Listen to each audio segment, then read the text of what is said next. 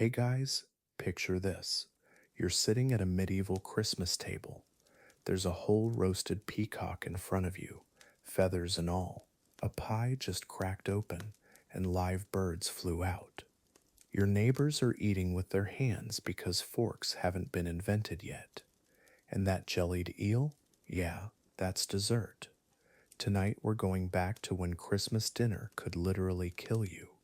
And trust me, you're going to be so glad you live in the 21st century. But first, get comfortable. Pull those covers up, dim the lights, maybe grab some tea. If this is your first time here, hit subscribe. We do these cozy history deep dives every week.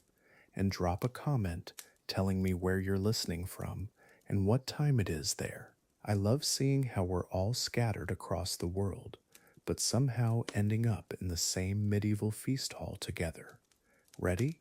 Let's go back about 700 years. Chapter 1, Feasting Through Time, a Medieval Prelude. December 1347, a castle somewhere in England. Candlelight flickers against wooden tables that look like they've seen decades of feasts.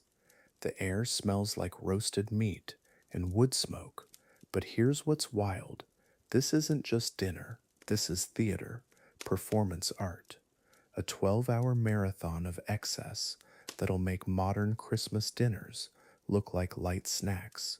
And it all starts with one simple question nobody asked. What happens when you have no refrigeration?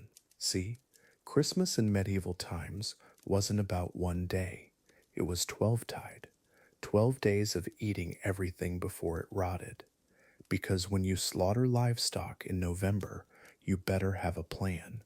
So they created this massive festival, part pagan midwinter ritual, part Christian celebration, part desperate attempt to not starve before spring. The church said, fine, we'll baptize your solstice party. Just call it Christmas instead. Smart move, people were already attached to their winter traditions anyway. The Yule log, that's where it starts. This thing wasn't some cute fireplace decoration. We're talking about a tree trunk so massive they'd drag it in with oxen, light it on Christmas Eve, and if you did it right, it'd burn for all 12 days.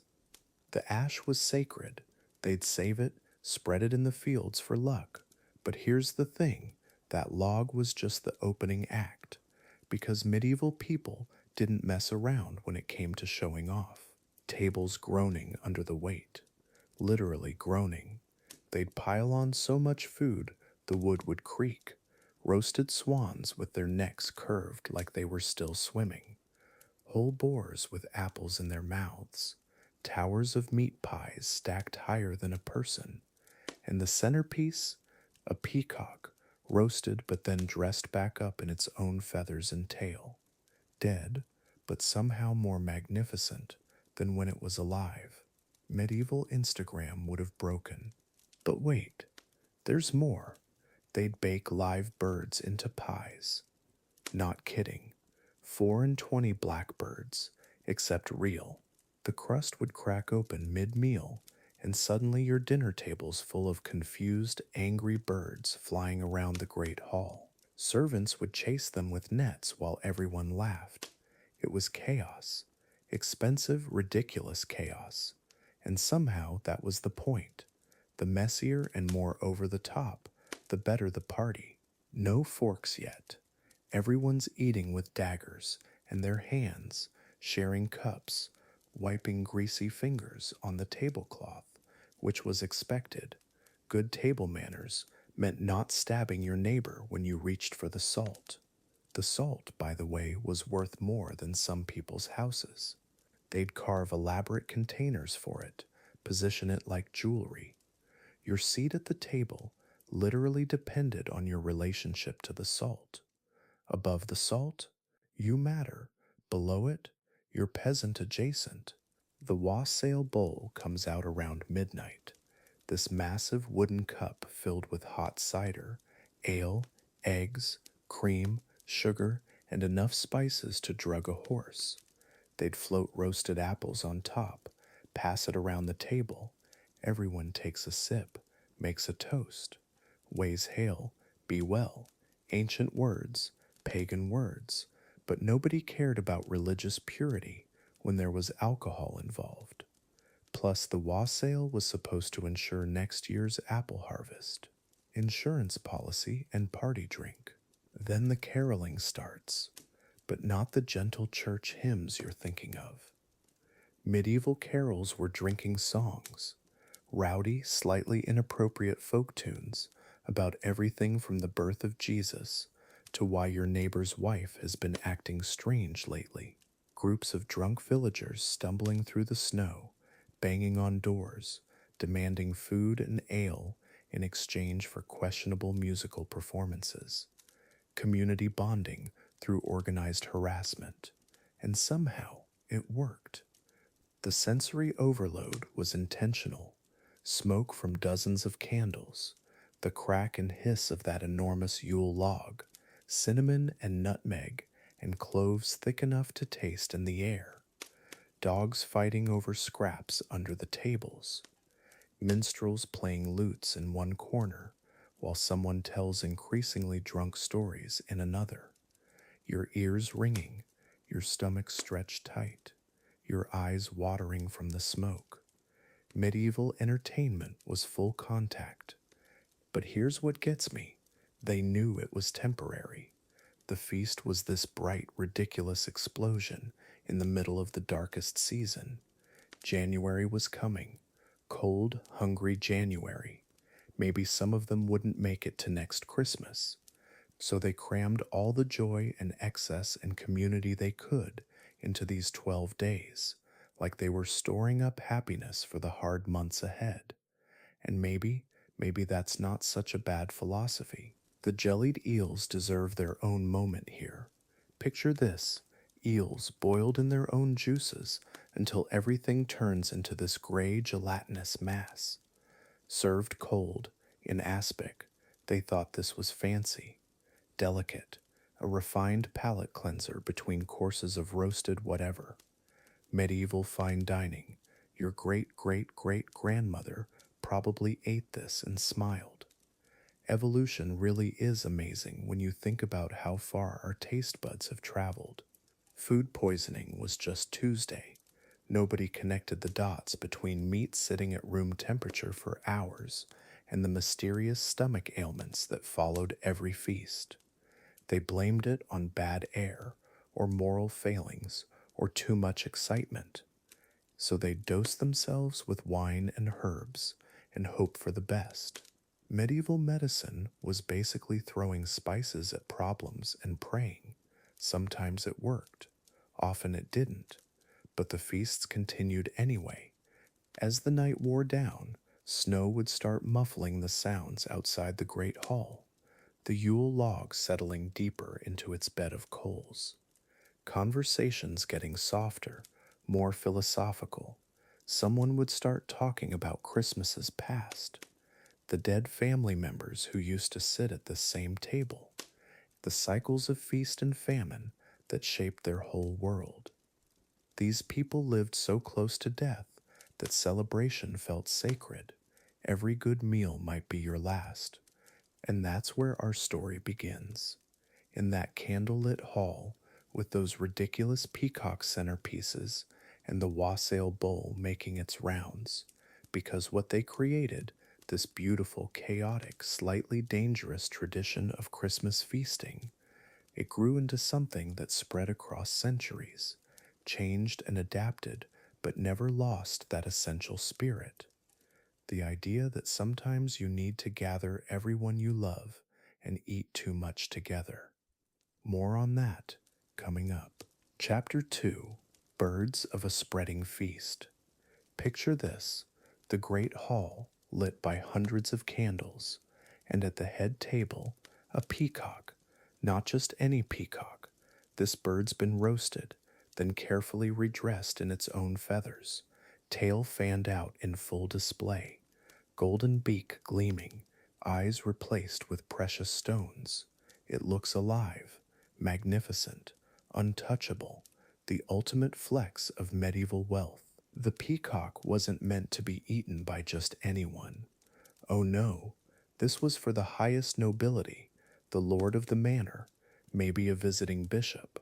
See, peacock meat was tough, gamey, kind of terrible, honestly, but that wasn't the point. The point was showing off, displaying your power, your connection to the divine. Because peacocks, they symbolized eternal life, resurrection, immortality itself.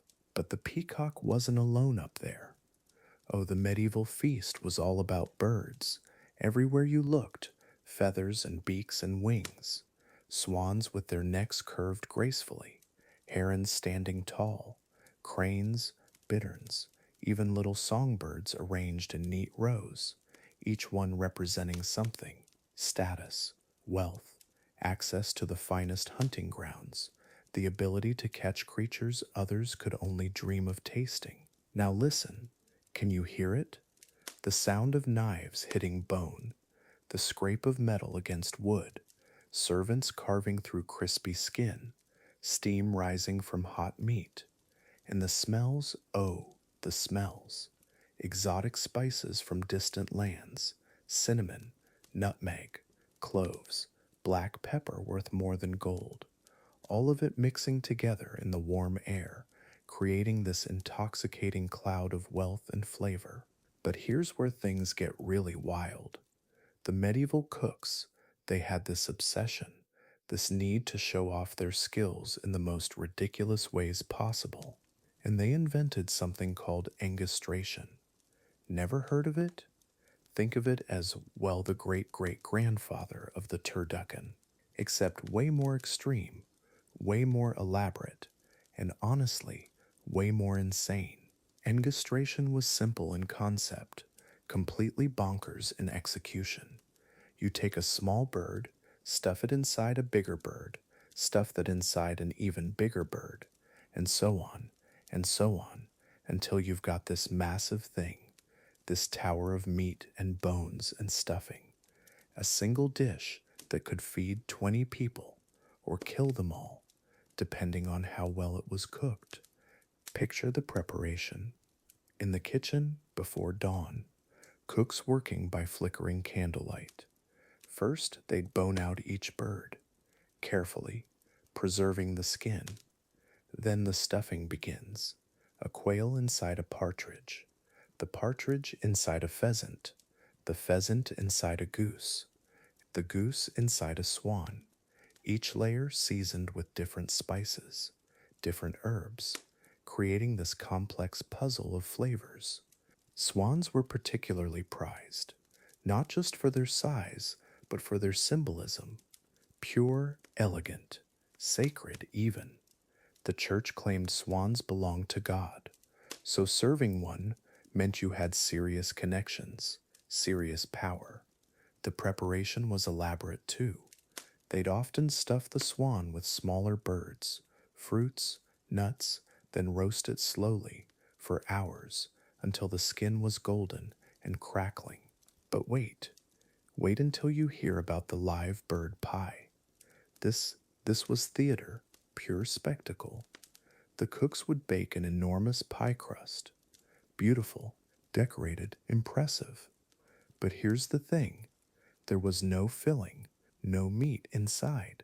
Instead, they'd cut a hole in the bottom, and right before serving, they'd slip live birds inside. Small ones, finches, sparrows, maybe even a blackbird or two. Imagine the moment. The great hall falls quiet, all eyes on this magnificent pie. The Lord raises his knife, makes the first cut, and suddenly, explosion. Birds everywhere, flying in panic, guests shrieking, some in delight, some in terror, feathers floating down like snow. Chaos, beautiful, ridiculous chaos. This was entertainment. This was art. This was medieval dinner theater at its finest.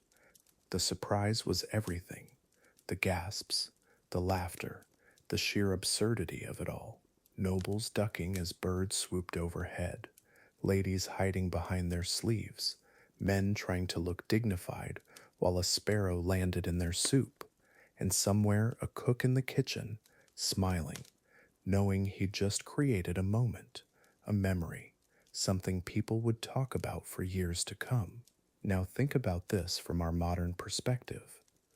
We complain when our food's a little cold, when service is slow, but medieval diners, they expected live animals to fly out of their dinner. They wanted their meat to look like it was still alive. They craved spectacle, drama. Food wasn't just sustenance, it was performance art, it was storytelling, it was power made edible. Every bird carried meaning: swans for purity, peacocks for immortality, cranes for vigilance, herons for patience. This wasn't random. Medieval people lived in a world of symbols. Everything meant something. Your dinner guests could read your table like a book, understanding your wealth, your connections, your hopes for the future, all through the arrangement of roasted birds. The cost was staggering. A single peacock could feed a peasant family for months. The spices alone were worth small fortunes, but that was the point. Waste was wealth, excess was power, showing you could afford to stuff birds inside other birds, to release live animals just for fun. That sent a message, a very clear, very expensive message about who you were. But the birds were just the beginning, just the opening act. Because as impressive as peacocks and live bird pies were, as elaborate as angustration could get, there were stranger things coming. Dishes that would make modern diners run screaming. Food that defied logic, challenged taste buds, pushed the boundaries of what anyone should reasonably put in their mouth. So as we leave behind the birds of the feast, the proud peacocks and panicked sparrows, the stuffed swans and surprised nobles, remember this feeling, this sense of wonder, of how did they even think of that? Because what comes next?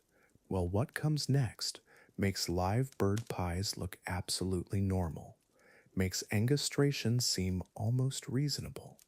Sweet dreams are made of much stranger things than this. Chapter 3: Gustatory Oddities. The Curious Plate. Picture this: you're sitting at a medieval Christmas table. The trencher before you holds something glistening, something that wiggles: eels, suspended in clear jelly like prehistoric insects trapped in amber. Your host beams with pride. This cost him 3 months' wages. And you're supposed to smile and dig in. Welcome to the stranger side of medieval feasting, where luxury meant eating things that would horrify us today. The jellied eel wasn't just food, it was a statement. See, medieval cooks took pride in making things complicated. They'd catch live eels from the Thames, skin them, chop them into perfect rings, then suspend each piece in crystal clear aspic made from boiled bones and herbs. Hours of work, the incredible skill. The result? Something that looked like edible jewelry, cold, salty, with a texture that, well, let's just say modern palates would struggle. But here's what gets me about medieval dining: everything was theater, performance art you could eat. Take the meat pies. They didn't call the crust a shell or a casing, they called it a coffin. Seriously, a coffin. This thick, dense pastry box that held the filling like a burial chamber. Sometimes they'd pack whole birds inside: pigeons, larks, all nested together in gravy and spices. Death and rebirth on a plate. These coffin crusts, they weren't meant to be eaten.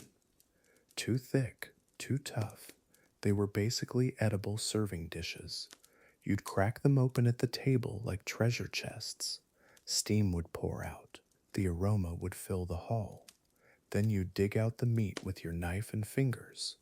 The crust tossed to the dogs or the servants.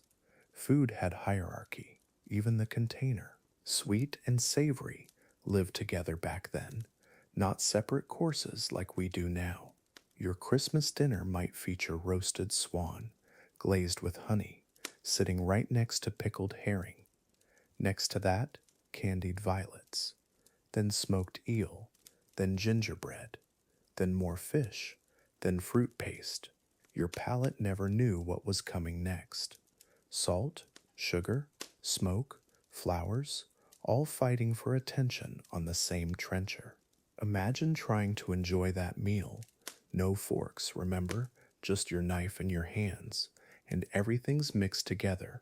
You take a bite of honey glazed goose, sweet, rich, then you grab what you think is more meat, but it's actually pickled lamprey.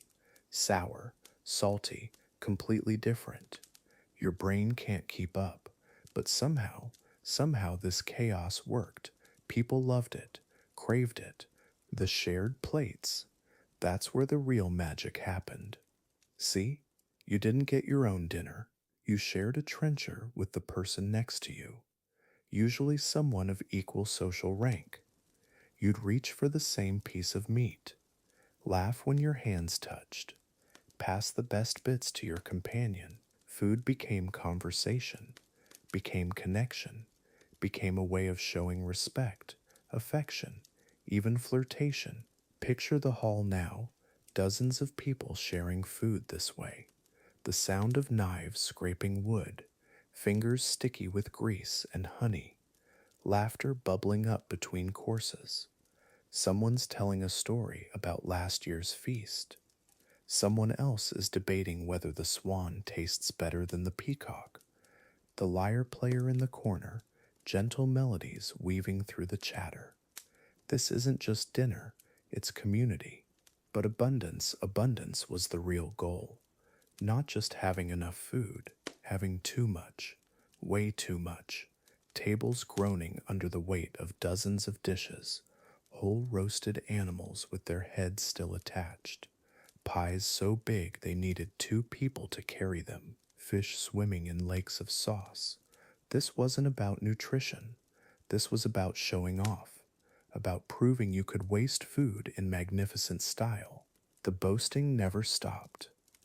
Lords would compete over who could serve the most exotic meats: peacock, swan, porpoise, whale, things that took months to acquire, cost fortunes to prepare.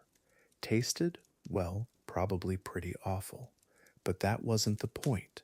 The point was rarity, difficulty, the ability to put something on your table that nobody else could afford. Status measured in impossible meals. And the presentation. Oh, the presentation. They'd restuff the peacocks with spices and sew the skin back on, mount them on platters with their tail feathers spread in full display, gild the beaks with real gold, make them look alive again. Death made beautiful, made appetizing. The kitchen servants were artists, architects of edible fantasies, each dish a sculpture you were supposed to destroy by eating. Hours would pass like this, course after course, the lyre music getting softer as the night deepened, conversations becoming more intimate, more philosophical, people leaning back in their chairs, bellies full to bursting, hands still reaching for one more piece of marchpane, one more sip of spiced wine, the sweetness coating their tongues, the richness settling heavy in their stomachs, pure indulgence without boundaries. But here's the thing about medieval excess: it always came with a price. All that rich food, all those exotic spices, all that grease and honey and wine. Your stomach wasn't built for this onslaught. Neither was your digestive system. The feast that brought such joy in the evening would bring such misery by morning. It was inevitable, part of the experience, expected. They called it the festive illness, like it was just another holiday tradition. Along with the carols and the gifts and the church services, you'd overeat, you'd feel terrible, you'd spend Boxing Day in bed, groaning and swearing off rich food forever, until next Christmas rolled around and you'd do it all again. The pain was worth it. The memory of that incredible meal lasted all year. This is the paradox that fascinates me. They pursued pleasure so intensely that it became pain, pushed joy to its breaking point, took celebration and stretched it until it snapped.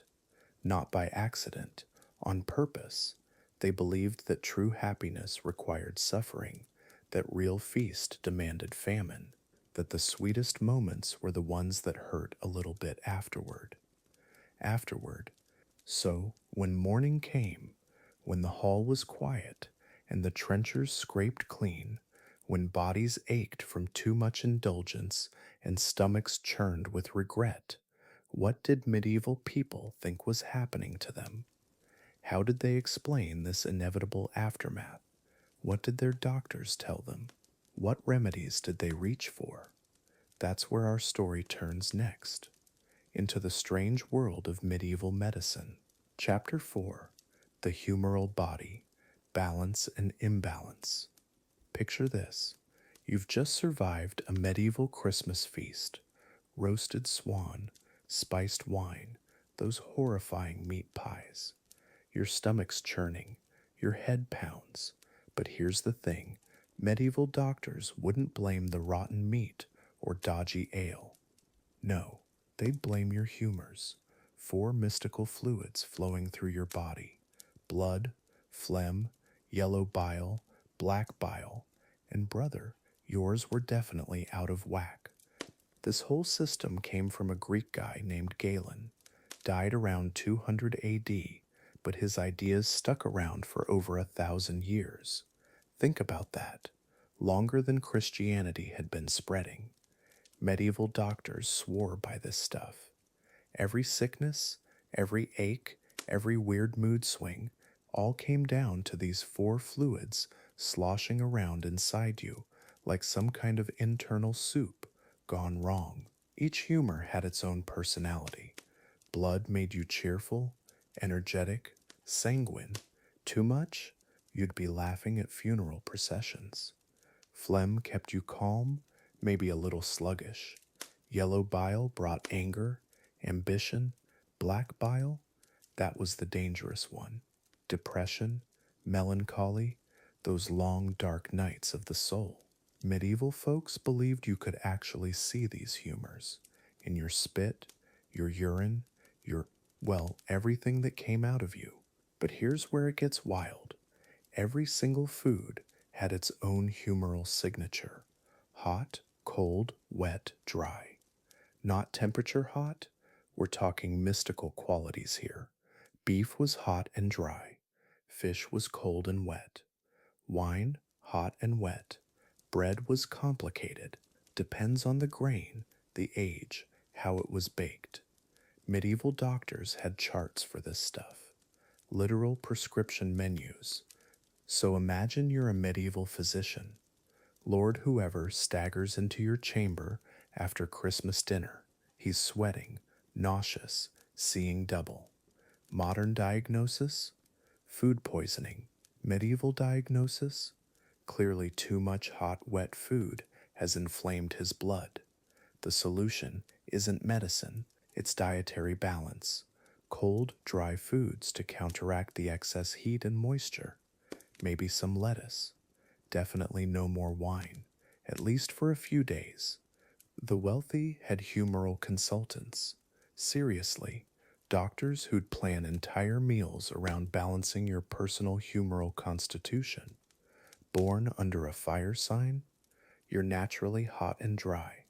Better avoid too much red meat. Feeling melancholic this winter? Time for some warming spices, maybe a bit of honey. They treated food like we treat prescription drugs. Dosage mattered, timing mattered, combinations could kill you. Christmas feasts were humoral nightmares. All that rich food, mixed randomly, consumed in massive quantities. It was like playing Russian roulette with your internal chemistry. The roasted peacock, hot and dry. Those jellied eels, cold and wet. Spiced wine, hot and wet. Candied fruits, the sugar made them hot, but the fruit was cold. Your humors didn't stand a chance against this culinary chaos. And the symptoms were predictable. Too much hot food led to fevers, headaches, aggressive behavior. That uncle who started fights every Christmas. Excess yellow bile, obviously. Too much cold, wet food caused sluggishness, depression, digestive problems. Medieval party guests dropping like flies weren't just unlucky, they were humorally imbalanced. The feast had literally poisoned their internal equilibrium. Women got special humoral treatment. They were considered naturally colder and wetter than men, more phlegmatic, so female guests at Christmas feasts were encouraged to eat warming foods ginger, cinnamon, cloves.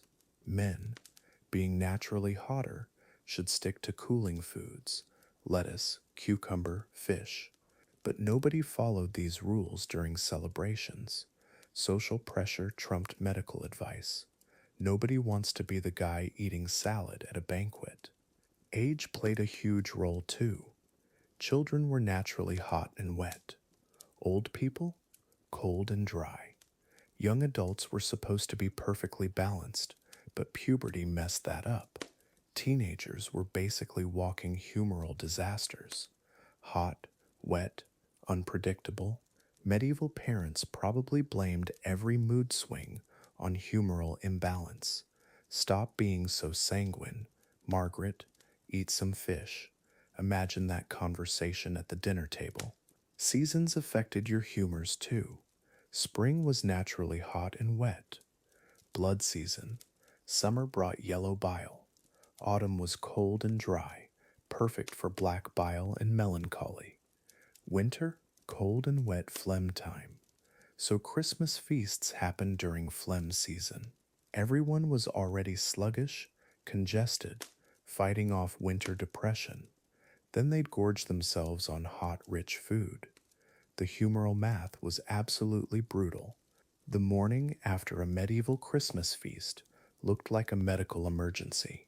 Guests sprawled everywhere, groaning, clutching their stomachs, some burning with fever, others shivering uncontrollably, a few laughing maniacally from excess blood, others weeping from black bile overload. The servants knew the drill. Time to call the physician, time for some serious humoral intervention. The party was over. The healing had to begin. Treatment was creative. Bloodletting to reduce excess blood, purging to expel corrupted humors, special diets to restore balance, hot baths for cold conditions, cold compresses for hot ones, herbal remedies matched to humoral signatures, willow bark for hot headaches, rosehip tea for cold digestion. Everything had to counterbalance whatever had gone wrong during the feast. Medieval medicine was basically elaborate damage control. The irony is delicious. These people threw lavish feasts to show wealth and status, then spent the next week paying doctors to fix the humoral chaos those same feasts created. Christmas dinner wasn't just expensive because of the exotic ingredients. It was expensive because of the medical bills afterward. Every peacock came with a side of physician fees. Every barrel of wine meant days of recovery treatments. But here's what gets me. Sometimes their treatments actually worked. Not because the humoral theory was right, but because forcing people to eat simple foods, drink less alcohol, get some rest, and maybe purge their systems, that's not terrible advice after a food poisoning incident. They were accidentally doing the right things for completely wrong reasons. Medieval medicine by lucky accident. Which brings us to the most fascinating part of this whole humoral mess, the cures. Medieval physicians didn't just treat sick people, they claimed to optimize healthy ones. Humoral enhancement, personality modification through diet. Want to be braver? Eat more hot, dry foods. Need to calm down? Cold, wet, all the way. They weren't just treating Christmas hangovers. They were promising to remake your entire character. One meal at a time. Chapter 5: Potions and Elixirs, the Remedies of Revelry. The feast is over. Your belly aches. Your head pounds.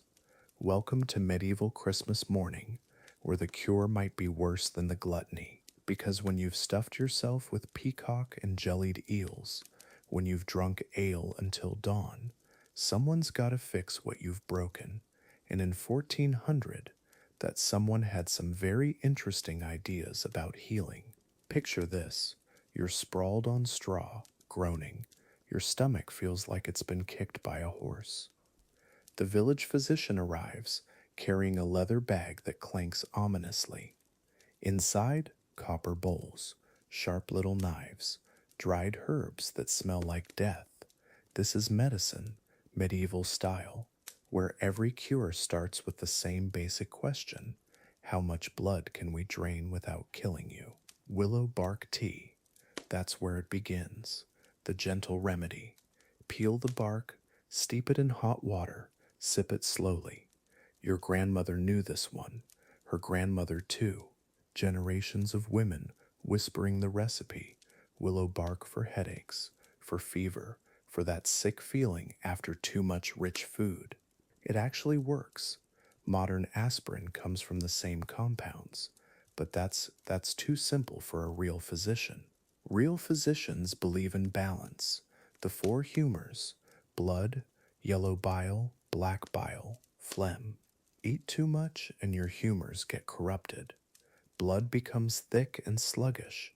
It pools in the wrong places. Makes you sick. Makes you stupid. The cure? Obviously. Drain the bad blood out.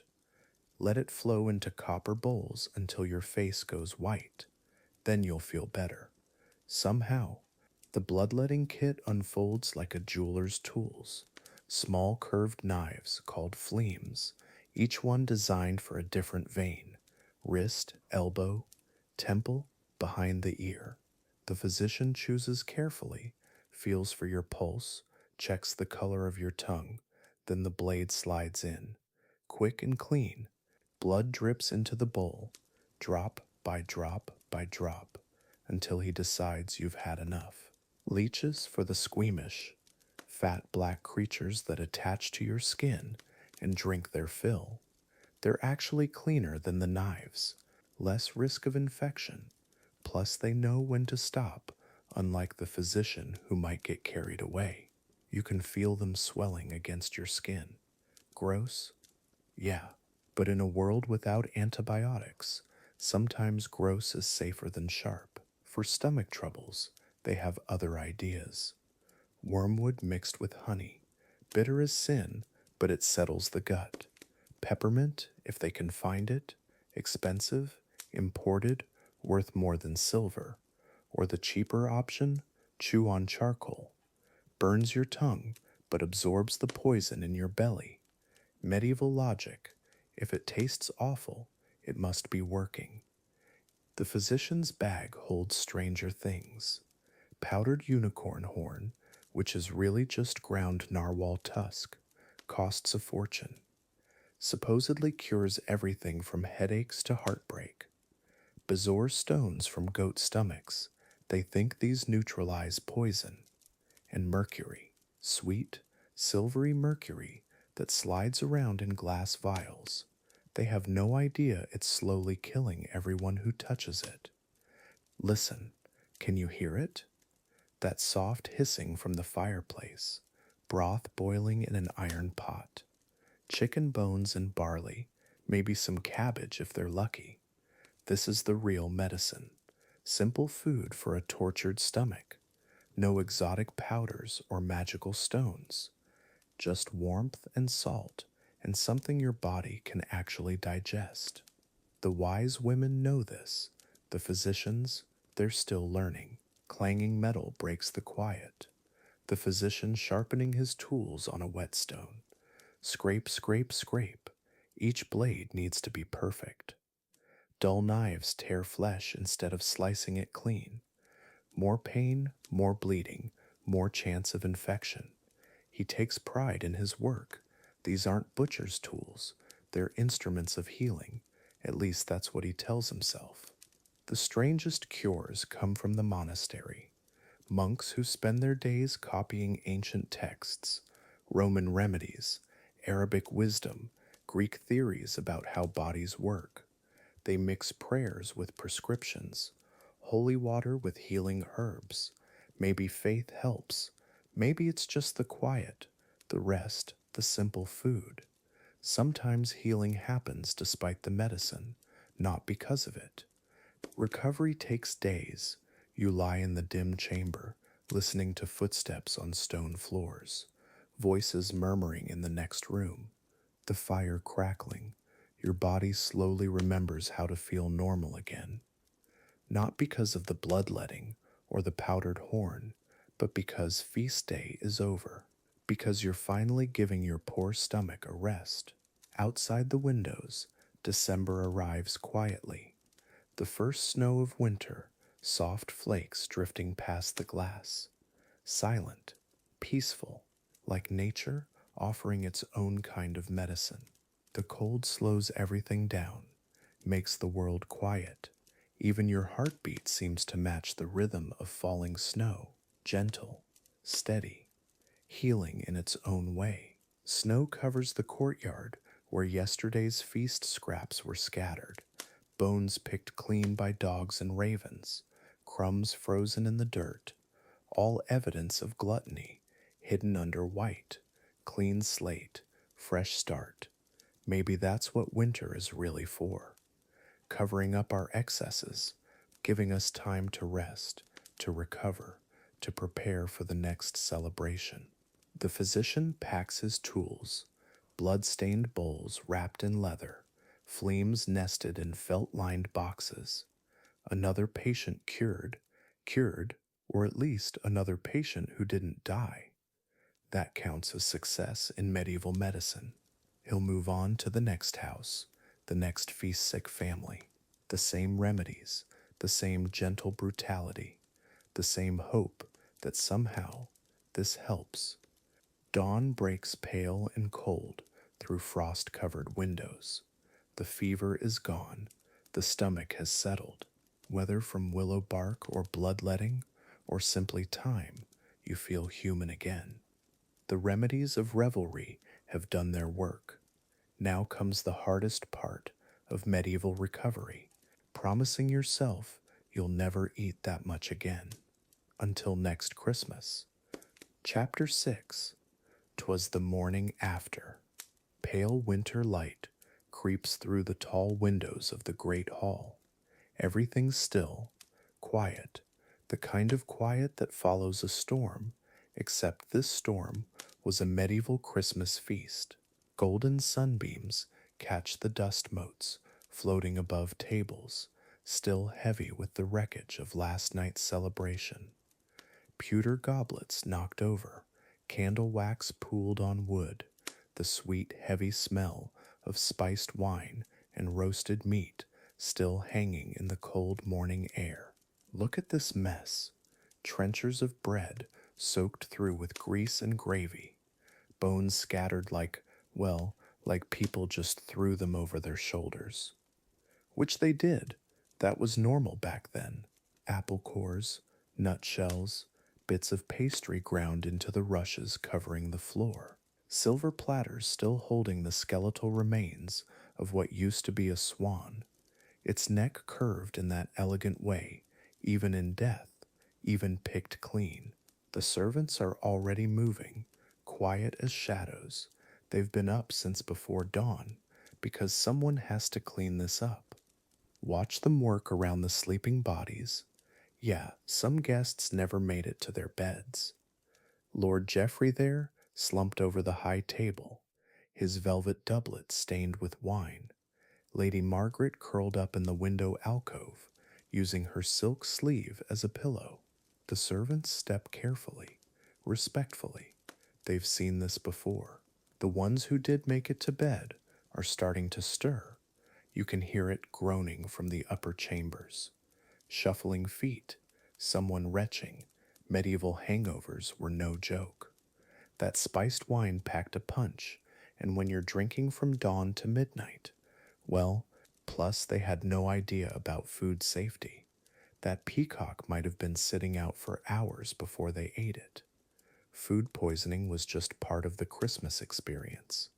The smells tell the whole story.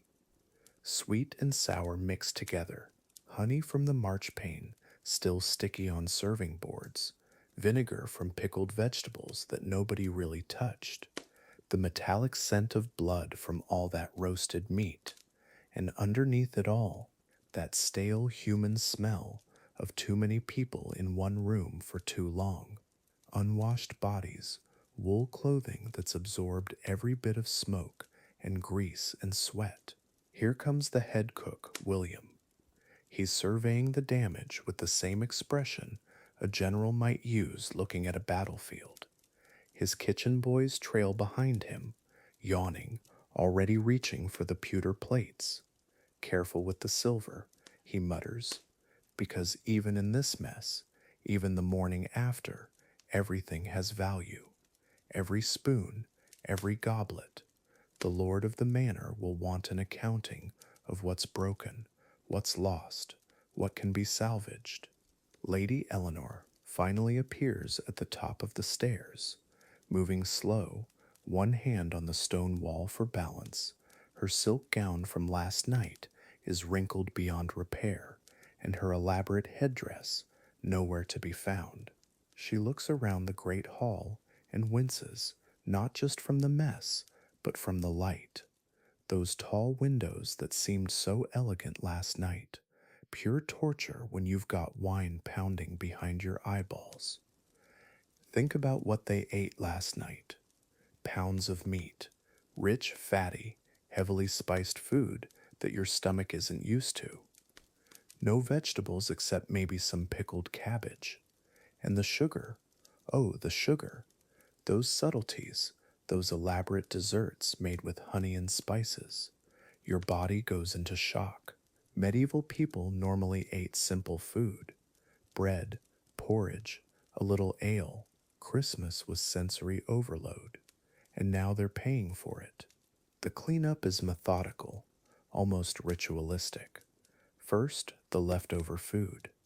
Anything still edible goes to the kitchen for the servants' breakfast. The scraps, well, the dogs have been waiting patiently under the tables all night. They get their share. Then the dishes, each piece examined, sorted. Pewter goes one direction, silver another. Broken pottery gets swept into a basket. Nothing gets thrown away. Not in a world where everything has to be made by hand. Some of the guests are starting to remember things they'd rather forget. Who they argued with, what they said to the priest about his sermon, how they embarrassed themselves trying to dance. Medieval people took their dignity seriously, and a Christmas feast, well, it stripped away a lot of pretenses. Now comes the awkward part, the careful conversations, the subtle apologies, the pretending that certain things never happened. The contrast is striking. Last night, this hall blazed with light, hundreds of candles, the great fireplace roaring, musicians playing, voices raised in song and laughter. Now, silence, gray winter light, the cold stones showing their true colors. It's like seeing the stage after the play ends. All the magic gone, just the bare bones of reality. Empty and somehow smaller than it seemed in the darkness. Under the head table, a kitchen boy finds something interesting, a whole roasted capon, barely touched, still wrapped in its elaborate pastry crust shaped like a castle. Someone must have been too full, too drunk, too distracted to eat it. He looks around quickly, then tucks it under his arm. Waste not, want not. The rich can afford to leave food on their plates. The poor, every scrap matters. From the servant's perspective, this is just another day. A bigger mess than usual, sure, but they've cleaned up after medieval parties before. They move efficiently, quietly. There's a rhythm to it. Stack the dishes, Shake out the tablecloths, sweep the rushes, bank the coals in the fireplace. They don't complain, at least not where the nobles can hear, but you can bet they've got opinions about last night's excess. By noon, the great hall is starting to look normal again. Tables cleared, floor swept, windows opened to let in fresh air. The regular rhythms of medieval life reasserting themselves, servants going about their daily tasks, a few hearty souls attempting to eat something carefully. Nothing too rich, maybe some bread soaked in weak ale. The kind of food that won't fight back when your stomach is still staging its own rebellion. Someone mentions the new year. It's coming soon, just a week away. There'll be another celebration, though probably smaller, more subdued. Medieval people understood cycles: feast and fast, celebration and recovery, excess and moderation. They knew that what goes up must come down, that every party ends with cleanup, that every indulgence demands its payment. And somehow, that made both the celebration and the aftermath more meaningful. As the day wears on, a kind of peace settles over everything. The worst is over, stomachs are settling, heads are clearing, the great hall stands clean and ready for whatever comes next. Outside the windows, snow begins to fall again, soft, quiet, covering the world in white. A reminder that winter still holds the land in its grip, but spring will come. New seasons, new celebrations. For now, though, rest, recovery, the sweet exhaustion that follows excess. Chapter 7: Celebration of the Ordinary, the Common Folk. While lords feast on gilded peacocks, step into a different world. Smoky cottages where families gather around rough wooden tables. No silver platters here, no servants rushing about with exotic spices. Just honest people making Christmas magic with what they have. And you know what? Their celebrations might just put the nobles to shame, because sometimes the simplest things hold the deepest joy. Let's see how regular folks made Christmas unforgettable. Picture this: a one-room cottage in December, smoke curling from the hearth, maybe 6 people crammed around a table that wobbles on uneven legs. No fancy chairs, stools and benches they built themselves. The smell? Nothing like the noble's kitchen. This is wood smoke and simple stew. Turnips, cabbage, maybe a bit of salted pork if they're lucky. But watch their faces when Christmas morning arrives. Pure joy, genuine laughter echoing off those rough stone walls. Their Christmas table tells a different story entirely. No peacock feathers or gold-leafed anything, just a wooden bowl of pottage, thick porridge, with whatever vegetables survived winter storage. Dark bread, coarse and heavy. Maybe some cheese if the goats produced well that season. And ale, always ale. Weak stuff, but warm and comforting. These people knew something the nobles forgot. Christmas isn't about showing off. It's about sharing what little you have with genuine gratitude. Here's what gets me about medieval peasant Christmas. They made magic from nothing. Take their bread, not the fine white loaves nobles demanded. This was dark, dense stuff made from barley and rye, sometimes oats mixed in. It could break your teeth if baked wrong. But on Christmas morning, indeed, they'd shape it into special forms: stars, crosses, little animals for the children, simple flour and water transformed into symbols of hope and wonder. The contrast is striking when you think about it. While nobles gorged on course after course, peasants savored every single bite. That piece of cheese aged for months in their tiny root cellars. The dried apples, carefully preserved from autumn harvest. Each morsel represented survival through another harsh winter. They didn't take abundance for granted because abundance wasn't guaranteed. Every meal was precious. Every shared bite was an act of love and community. And the children, oh, the peasant children, they didn't expect sugar sculptures or imported delicacies. Christmas treats meant honey cakes if the family kept bees, maybe some nuts gathered in autumn forests, dried fruits that tasted like concentrated sunshine, simple pleasures that noble children might ignore completely. But watch a peasant child bite into a honey cake on Christmas morning. That wonder, that pure delight, no golden peacock could compete with that authentic joy. Their Christmas stew deserves its own story. Whatever meat they could afford, usually salted pork or maybe a scrawny chicken, past its laying days.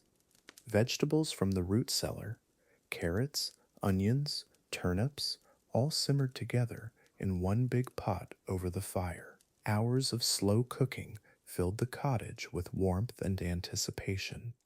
No fancy seasonings, just salt, maybe some herbs from the summer garden. But that smell, comfort in its purest form. The peasant Christmas table had its own elegant rituals. Grace said with genuine gratitude, not the formal Latin of noble households, but heartfelt words in their own language. Thanks for surviving another year, for having enough food to share, for family gathered close. They understood something profound. Christmas celebration wasn't about impressing others, it was about acknowledging blessings, however small they seemed. Every meal together was a gift worth celebrating. What peasants lacked in exotic ingredients, they made up for in creativity. Leftover bread became puddings sweetened with honey. Vegetable scraps became hearty broths. Nothing went to waste because waste wasn't an option. They invented dishes from necessity that nobles never tasted, simple combinations that satisfied in ways elaborate feasts couldn't match. Food prepared with care, shared with love, eaten with genuine appreciation. That's Christmas celebration at its most authentic. The atmosphere in peasant homes, completely different energy. No pressure to impress important guests, no stress about protocol or proper behavior, just families being themselves, children playing with simple toys carved from wood scraps, adults sharing stories and jokes, everyone helping with meal preparation. Christmas wasn't a performance for them. It was genuine togetherness, raw human connection that made their humble feast feel richer than any noble banquet. Their Christmas drinks tell another story of resourcefulness. No imported wines or elaborate punches, just ale brewed from their own barley and hops. Maybe some cider from autumn apples, if the harvest was good. Warm drinks spiced with whatever herbs grew in their gardens. Mint, rosemary, thyme, nothing exotic or expensive, but shared around their fire on Christmas night. These simple drinks tasted like celebration itself, like community, like home. The timing of peasant meals was different too. No elaborate schedules or multiple courses stretching for hours. They ate when hungry, when work allowed, when food was ready. Christmas dinner might be late afternoon after morning chores were finished, or early evening when everyone could finally sit together. No fancy timing, just natural rhythms of daily life. Food shared when it made sense, not when etiquette demanded it. Here's something beautiful about peasant Christmas celebrations. They focused on what really mattered, not status or showing off, not complicated recipes or imported luxuries, just people they loved, gathered close, sharing what they had, stories passed down through generations, and what traditions that cost nothing but meant everything, laughter that echoed through drafty cottages, these moments of pure human connection that money couldn't buy. Christmas celebration in its most essential form. As Christmas night deepened in these humble homes, something magical happened. The day's simple meal became memory.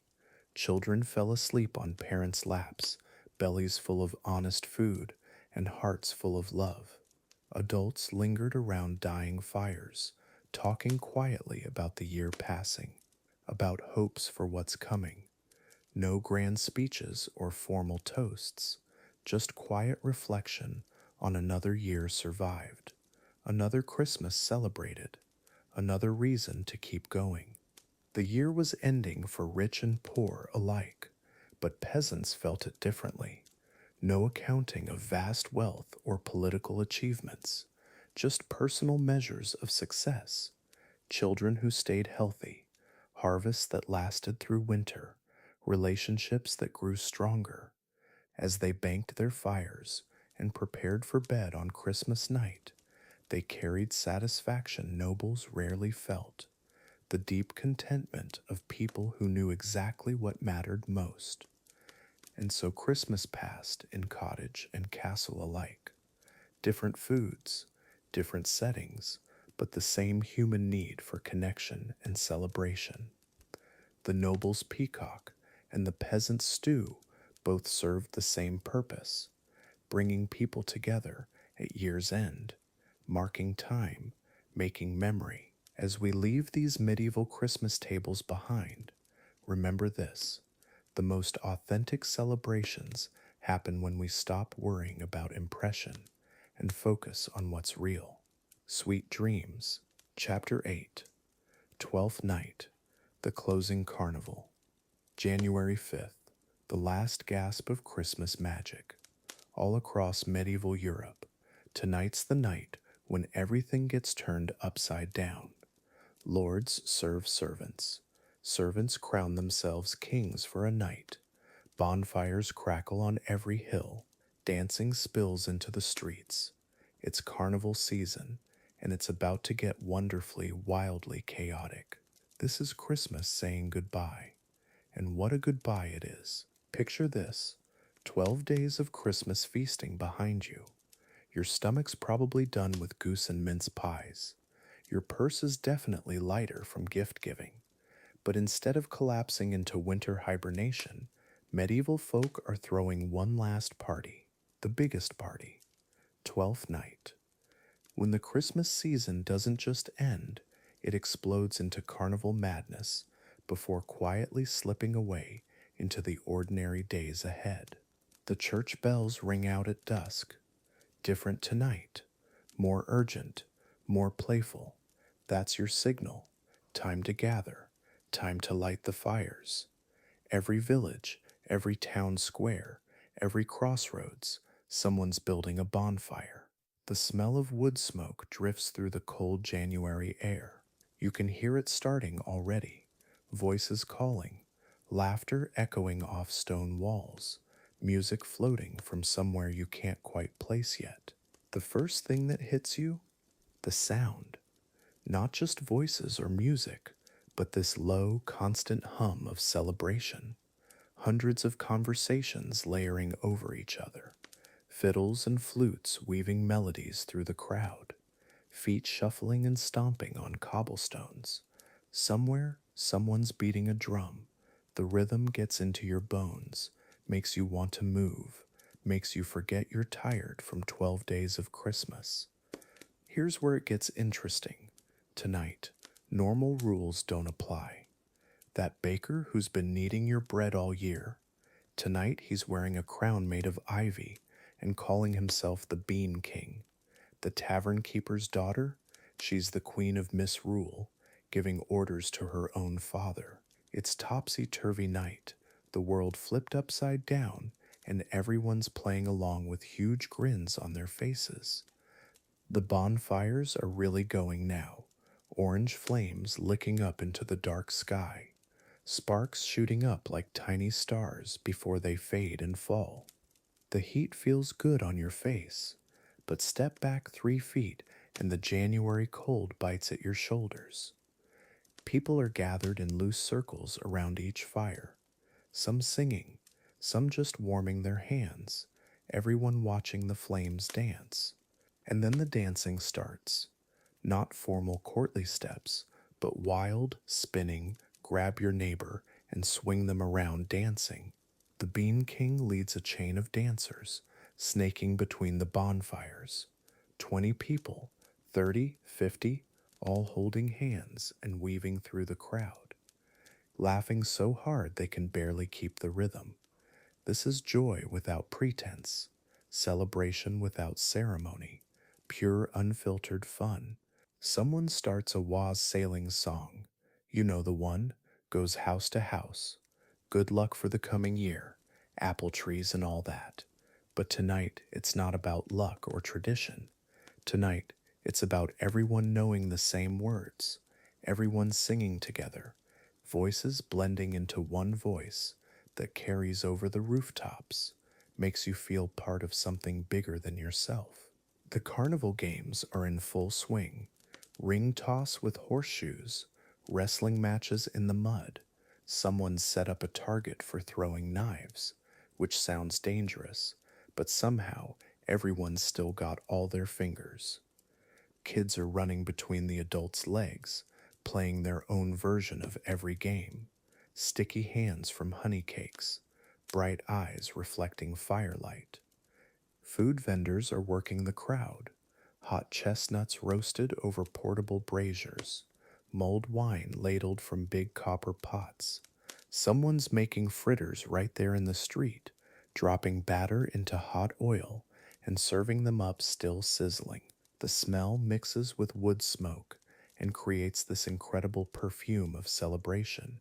Your mouth waters despite 12 days of Christmas feasting behind you. Here's what gets me about Twelfth Night. It's not just a party, it's a release valve. 12 days of formal Christmas celebration, all that religious ceremony, all those careful manners, all that proper behavior, and now everybody gets to cut loose. Be ridiculous, laugh until your sides hurt, act like the world's not full of plague and poverty and political upheaval. The Queen of Misrule calls for a toast. Everyone raises whatever they're drinking, wine, ale, watered down something or other. Tin cups and wooden bowls and clay mugs all lifted toward the stars. To Christmas past and spring to come, she shouts. The crowd roars back agreement. You drink, the liquid's warm and spiced and perfect against the cold night air. But now you can feel it starting to wind down. Not all at once, gradual, like a spinning top slowly losing momentum. Some folks are drifting toward home, the elderly, families with small children who've finally worn themselves out completely. The bonfires aren't being fed as much fresh wood. The flames are settling lower, still beautiful, but gentler now. The music's changing too, less frantic fiddle playing, more soft singing. Someone's got a lute, and they're picking out a melody that makes you think of summer evenings and peaceful times. The dancers have mostly stopped dancing. Now they're just standing close to the fires, talking quietly. Couples with arms around each other, friends sharing one last cup of wine. One by one, the bonfires burn down to glowing coals, red embers pulsing like heartbeats in the darkness. The crowds thin out, voices become whispers. Footsteps echo differently now, lonelier somehow. The Bean King takes off his ivy crown. The Queen of Misrule hands her wooden scepter to a child. Normal life is seeping back in around the edges. And then, silence. Well, not complete silence. You can still hear the coals crackling softly, a dog barking somewhere in the distance, your own breathing in the cold air. But the celebration's over. Christmas is officially done. Tomorrow brings ordinary time, work and worry, and winter's long stretch ahead. But tonight was magic, and you'll remember this warmth all through the cold months coming. Chapter 9, Hearthside Reflections, The Lull After the Feast. January 7th, 1482. The last of the 12th night revelers have stumbled home. Empty wine cups sit abandoned on oak tables, candle wax pools in silver holders. The great hall that roared with laughter just hours ago, silent now, just the crackle of dying embers. And in this quiet, something beautiful happens. The kind of stillness that only comes after joy has worn itself out completely. Time to breathe again. Lord Edmund sits alone in his favorite chair, the carved oak one by the fire, his doublet unbuttoned, belly still full from 12 days of feasting. He's thinking about his father tonight, how the old man used to say Christmas wasn't just about the birth of Christ. It was about remembering what matters: family, home, the people who break bread with you when the world gets cold. Strange how quiet makes you think about the loudest things. Down in the kitchens, Margaret the cook wipes her hands on her apron one last time. 12 days of roasting, basting, seasoning, serving. Her back aches, her feet throb. But look at her face. She's smiling because she knows something the nobles don't. The real magic happened down here, in the steam, the organized chaos, the way her kitchen girls moved like dancers around that massive hearth. She built Christmas from the ground up. The serving boy Thomas sits on the back steps, counting his coins, more money in his pocket than he's ever seen. Christmas tips from grateful lords and ladies. Well, enough to buy his little sister those ribbons she wanted, maybe even some sugar candy from the market. He pictures her face when he gets home tomorrow, the way she'll squeal and dance around their tiny cottage. That's worth more than all the gold in England. Lady Catherine brushes her long hair by the window. 50 strokes like her mother taught her. Outside, snow falls in thick, lazy flakes, covering the courtyard where they danced just yesterday. She thinks about the minstrel who sang that song, the one about love lasting longer than winter. His voice was beautiful, haunting almost. She wonders if she'll ever hear it again. Some Christmas memories stick to you like morning frost. The chapel is empty now. Father Benedict kneels before the altar, hands folded in prayer. 12 days of masses, blessings, confessions from nobles who ate too much and drank too much and said things they probably shouldn't have, but also moments of real faith, real gratitude. He remembers the way little Mary's face lit up during the Christmas story, how Lord Edmund wept during midnight mass. God works through feast days too, even the messy ones. Old William the stable master checks on the horses one last time. They're tired too. All those rides to neighboring manors, all those carriages loaded with guests and gifts and barrels of wine. But the horses sense it, the calm after the storm. They chuff softly in their stalls, content, fed, warm. Sometimes William thinks animals understand Christmas better than people do. They just rest when it's time to rest. In the nursery, young Robert dreams of sugar plums and puppet shows. His nurse sits beside his bed, watching his peaceful face. 12 days of wonder for a 7-year-old. New toys, strange foods, Uncle Henry's magic tricks, Cousin Anne's funny songs. She knows he'll remember this Christmas forever, the way children remember, in colors and tastes, and the sound of grown-ups laughing. Pure gold, that kind of memory, better than any treasure. The great fireplace still glows, red embers pulsing like a heartbeat. All those logs they burned, oak and apple wood, pine that crackled and sparked, the fire that warmed every Christmas story, every Christmas song, every Christmas kiss stolen under the mistletoe. Fire is memory too. It holds the heat of every laugh, every toast, every moment when strangers became friends around the hearth. That warmth doesn't just disappear when the flames die down. The leftover feast sits covered on the kitchen tables, cold roast beef, stale bread, jellied eels that nobody really wanted anyway, but also the good stuff, honey cakes, preserved fruits, wheels of sharp cheese. Margaret will divide it up tomorrow, send baskets to the village poor. Nothing wasted, nothing forgotten. Even the scraps have purpose. Medieval Christmas didn't end with the last toast. It stretched into January, feeding anyone who needed feeding. The musicians pack their instruments by candlelight, lutes wrapped in soft cloth, drums tucked into leather cases. Their fingers are sore from 12 days of playing, but what music they made! Songs that made lords weep and ladies dance, and children clap their hands in delight.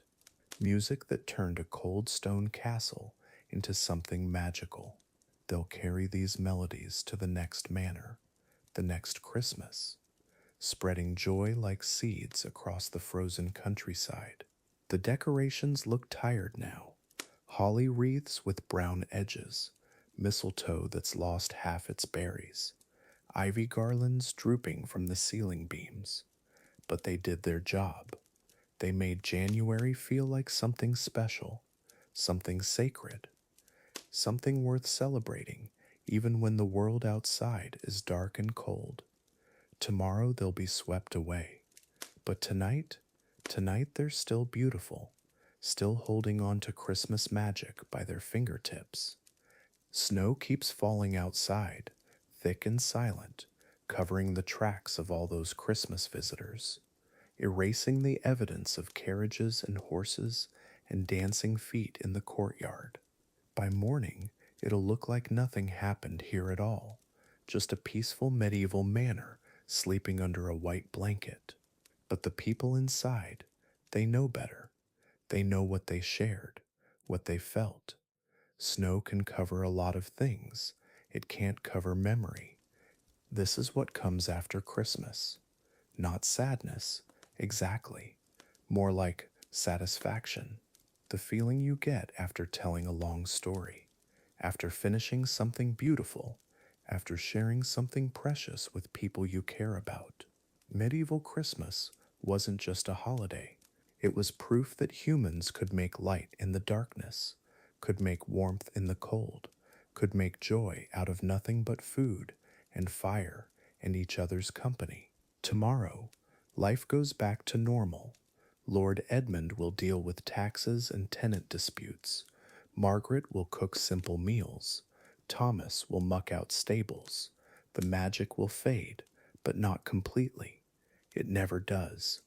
Christmas leaves marks on people, changes them in small ways, makes them remember what they're fighting for, what they're working toward, what makes life worth living when everything else feels impossible. That's the real gift, that memory. The last candle burns low in the great hall, wax dripping slowly onto the wooden table. Soon it'll flicker out, and then true quiet, the kind of peace that only comes after celebration, after connection, after 12 days of proving that winter can't kill the human spirit. Medieval Christmas is over, but here's the thing about light. Even after it goes out, you remember how it felt, how it looked, how it made the darkness a little less dark. Chapter 10, Spring Beckons, the Turn of the Seasons.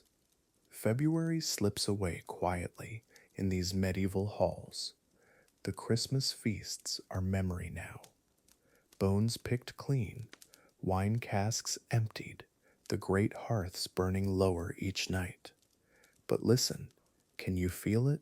Something shifting in the cold stone walls. The kitchen servants know it first. They always do. Spring whispers to them through cracked shutters, promising fresh herbs, young vegetables, an end to the endless salt pork and dried everything. The Lord's table still groans under winter stores, barrels of pickled fish, wheels of hard cheese aging in the cellars. But his cook, she's restless now, tired of the same preserved meats, the same root vegetables pulled from cold storage. Her fingers itch for fresh leeks, tender shoots, eggs from hens that might actually remember what grass looks like. The feast season's weight hangs heavy. Everyone's ready for something. In the herb garden, nothing yet, just dark soil under melting patches of snow. But the gardener kneels anyway, brushing frost from where the chives should be. His breath makes clouds in the morning air. He knows exactly how many days until the first green shoots push through. 43, maybe 42, if this thaw holds. The kitchen maids count with him. They dream of fresh flavors after months of dried sage and withered thyme.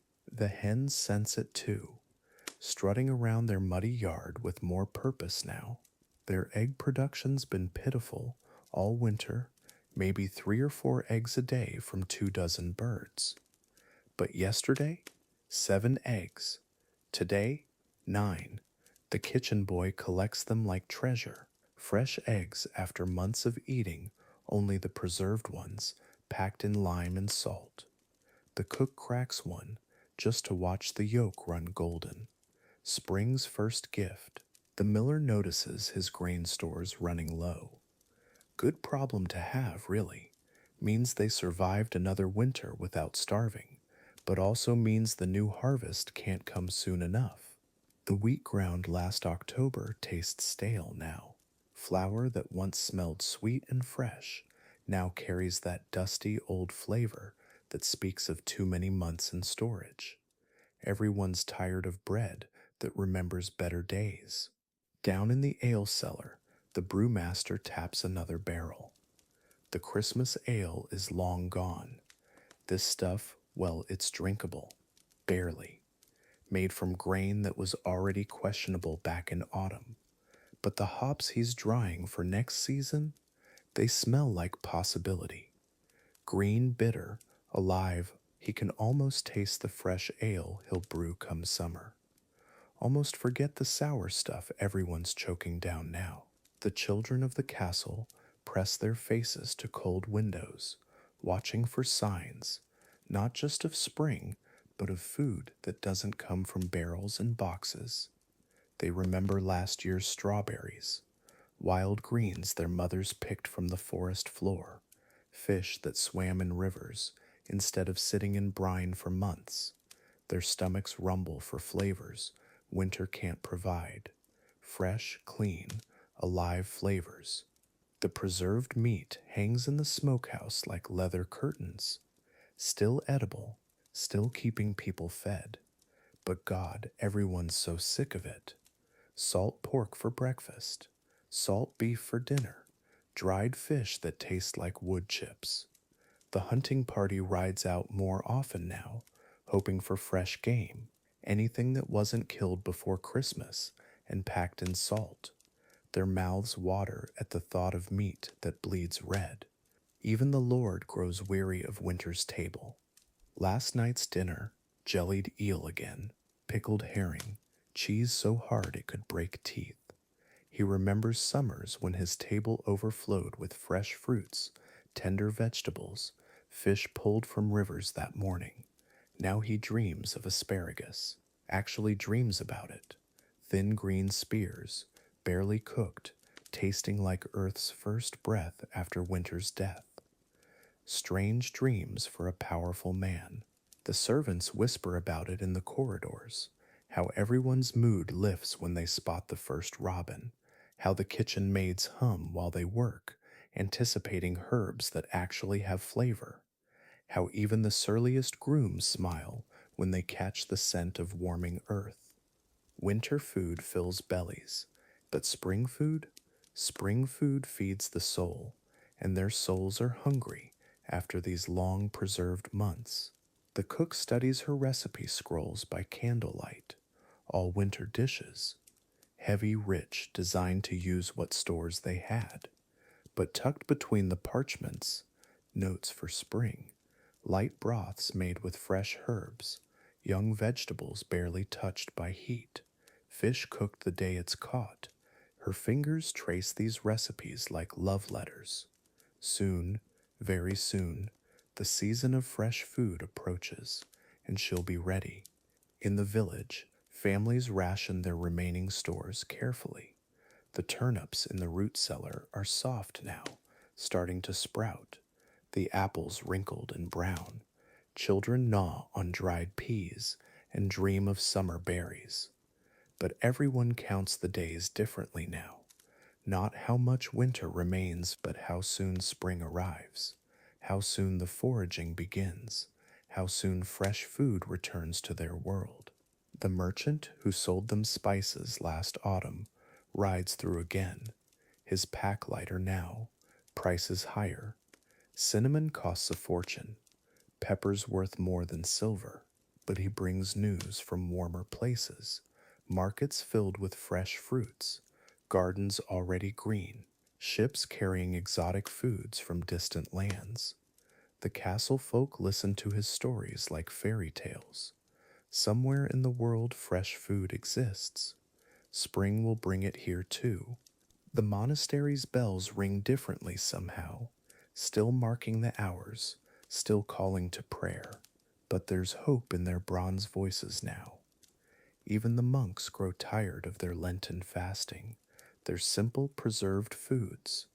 Brother Francis tends the scriptorium garden with extra care, clearing dead vines, preparing soil. Faith feeds the spirit. But come spring, they'll feast like everyone else. Even holy men appreciate fresh vegetables. Night falls earlier still, but warmer now. The great hall's fire doesn't roar quite so fiercely. People gather around the hearth, sharing the last of winter's stories, the last of winter's preserved foods.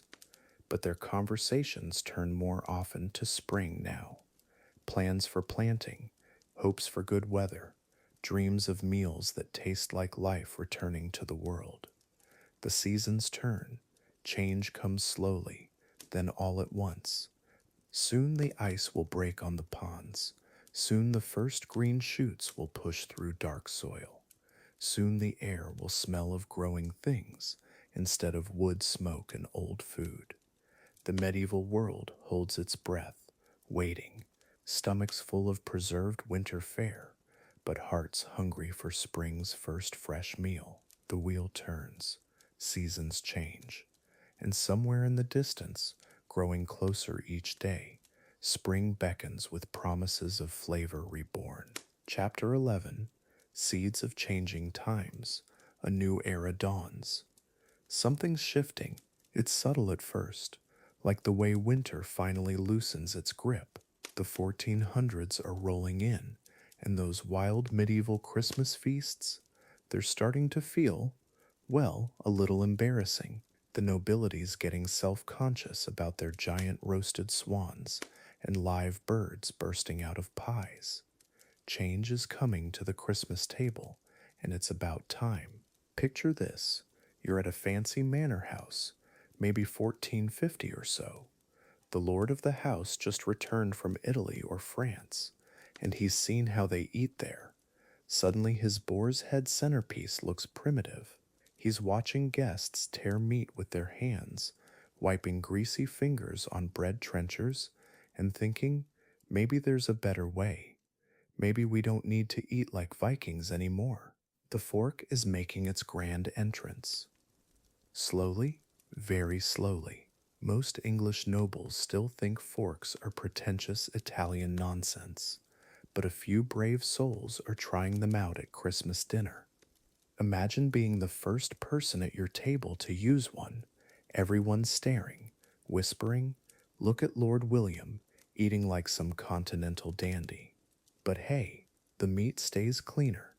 The fingers stay well, slightly less disgusting. Here's what's really changing. Table manners are becoming a thing. Books are being written about it. Don't wipe your nose on the tablecloth. Don't spit in the salt dish. Don't scratch yourself at dinner. Basic stuff, right? But this was revolutionary. The Christmas dinner was becoming less about showing off your wealth through giant dead animals and more about showing off your refinement, Your the peacock presentation is getting ridiculous. By the late 1400s, it's not enough to just roast one and stick the feathers back on. Now they're gilding the beak, adding jewels to the tail. One Christmas feast featured a peacock that cost more than a farmer's yearly wages. People are starting to ask, is this getting a little out of hand? Maybe, just maybe, the subtlety game is reaching peak insanity. Christmas 1467, somewhere in England, a sugar sculpture of the nativity scene, complete with moving angels powered by hidden clockwork. It took 6 months to build, cost a fortune, and you know what happened? It collapsed during dinner, crushed the roasted crane underneath. The host laughed it off, but inside, he was wondering if this whole thing was getting stupid. Spices are becoming, well, less magical. The old medieval obsession with covering everything in cinnamon and cloves, it's fading, partly because the novelty wore off, but mostly because people are realizing that good meat doesn't need to be buried under exotic seasonings. Fresh flavors are coming back. Simple preparations. The Christmas goose doesn't need to taste like a spice merchant's fever dream anymore. Regional traditions are starting to matter more than grand displays. A Yorkshire Christmas feast looks different from one in Cornwall. Local ingredients, local customs.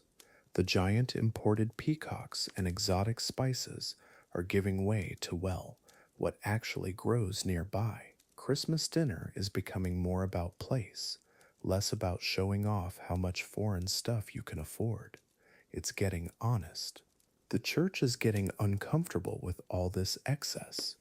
Christmas sermons are starting to mention discretion, moderation. Some priests are directly calling out the noble families who spend more on one dinner than their tenants see in a lifetime. The religious guilt is real, and it's working, slowly, but it's working. Christmas is supposed to celebrate Christ's birth, not your wine cellar. Women are gaining influence over Christmas menus, not officially, but practically. The lady of the house is quietly steering things toward more reasonable proportions, fewer courses, better quality over sheer quantity. She's the one dealing with the servants, the logistics, the waste, and she's tired of the chaos. Her subtle changes are reshaping the entire feast, one reasonable decision at a time. Individual plates are appearing. This sounds minor, but it's huge. Instead of everyone grabbing from communal dishes, people are getting their own portions, served on actual plates, not bread trenchers. Privacy at dinner, personal space. The ability to eat at your own pace without fighting for the good pieces. Christmas dinner is becoming civilized, almost modern, really.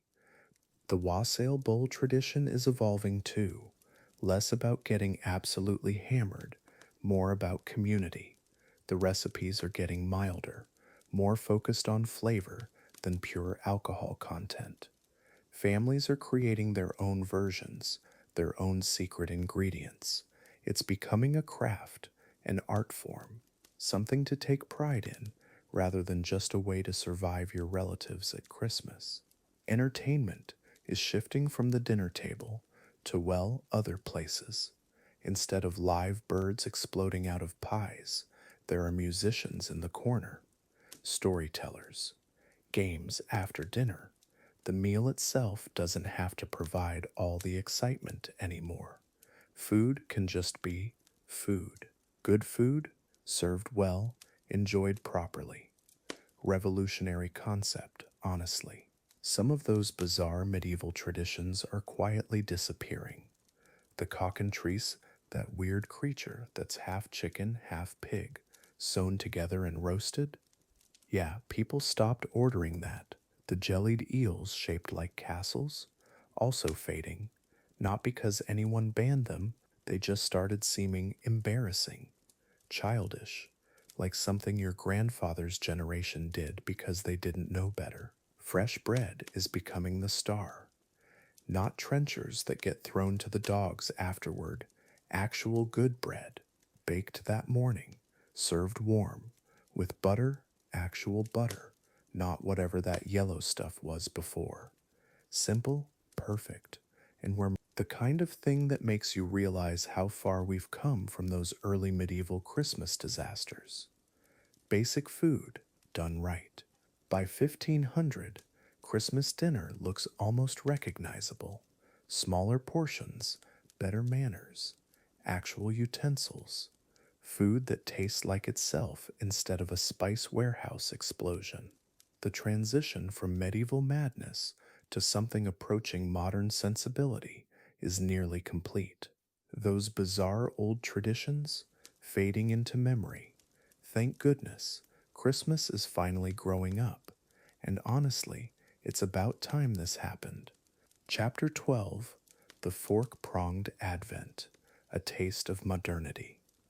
Picture this: every medieval Christmas feast you've imagined, everyone eating with their hands, knives, sure, spoons for soup, but meat, bread, fruit, fingers only, greasy fingers grabbing at roasted swan, noble fingers, peasant fingers, all the same at the dinner table. Then something tiny shows up that changes everything. Something with two little metal teeth that most people think is completely ridiculous. We're talking about the fork. And yeah, I know that sounds boring, but hear me out, because the fork is one of those inventions that seems obvious now, but was absolutely revolutionary then, like the wheel or soap. Simple things that completely change how humans live. The fork didn't just change eating, it changed Christmas dinner, changed who could sit where, changed what politeness even meant, all from two little prongs. Before forks, Christmas dinner was messy. Think about carving that roasted goose. No fork to hold it steady, just your hand and a knife, grabbing hot meat with your fingers, grease running down your wrists. Everyone did it. The king, the bishop, your grandmother. Totally normal. Hands were tools, and the only tools most people had for eating. And honestly, it worked fine until someone decided it could work better. The fork arrives in medieval Europe around the 11th century, brought by a Byzantine princess named Theophanu. She marries into Italian nobility and brings these strange little two-pronged things to dinner. People stare. What is she doing?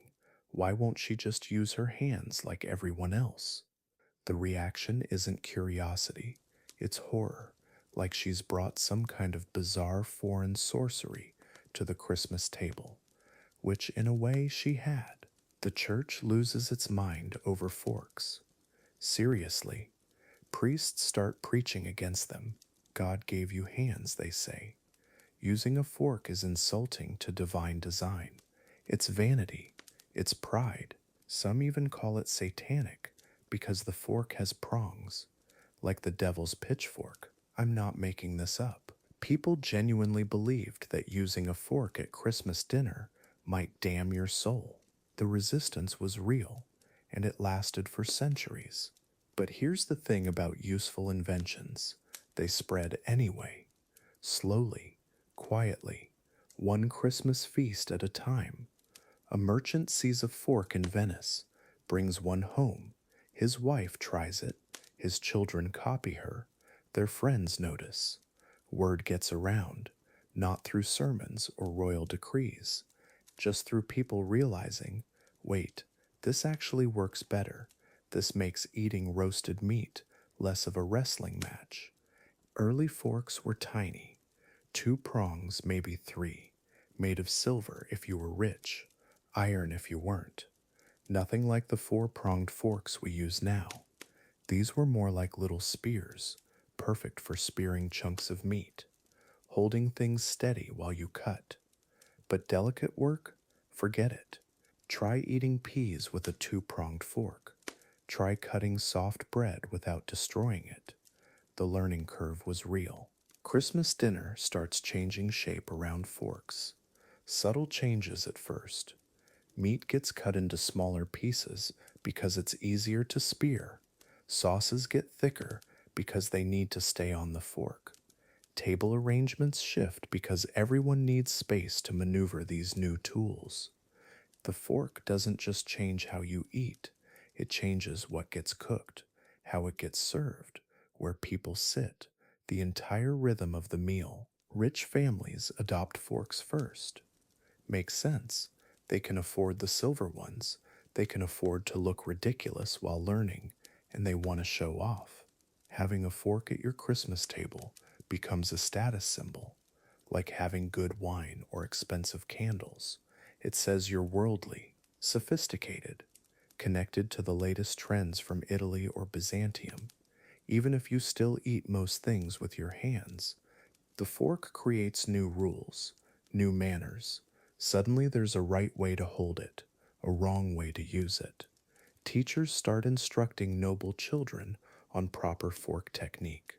Christmas dinners become performance spaces, everyone watching everyone else. Did Lady Margaret hold her fork correctly? Did Lord William manage that piece of venison without dropping it? The fork turns eating into theater, social theater with very high stakes. By the 14th century, forks are spreading beyond the nobility.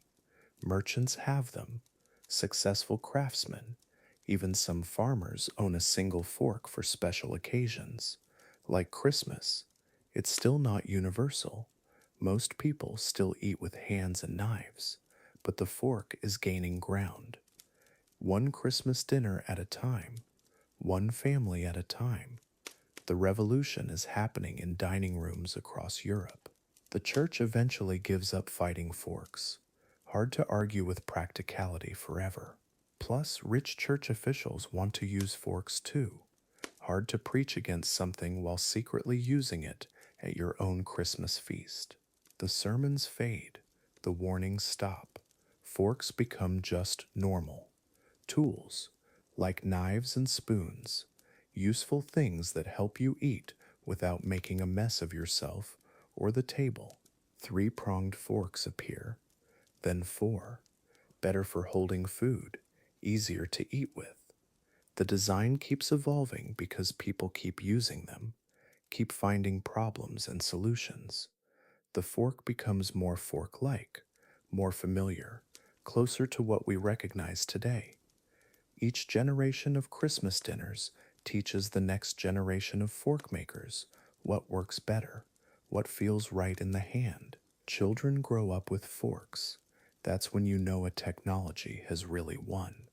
When kids don't remember a time before it existed. When using a fork feels natural instead of strange. When Christmas dinner without a fork seems impossible to imagine.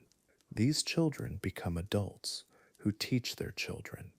The fork stops being foreign, stops being controversial, becomes just. The fork transforms Christmas from a grab fest to something more civilized, cleaner, more organized.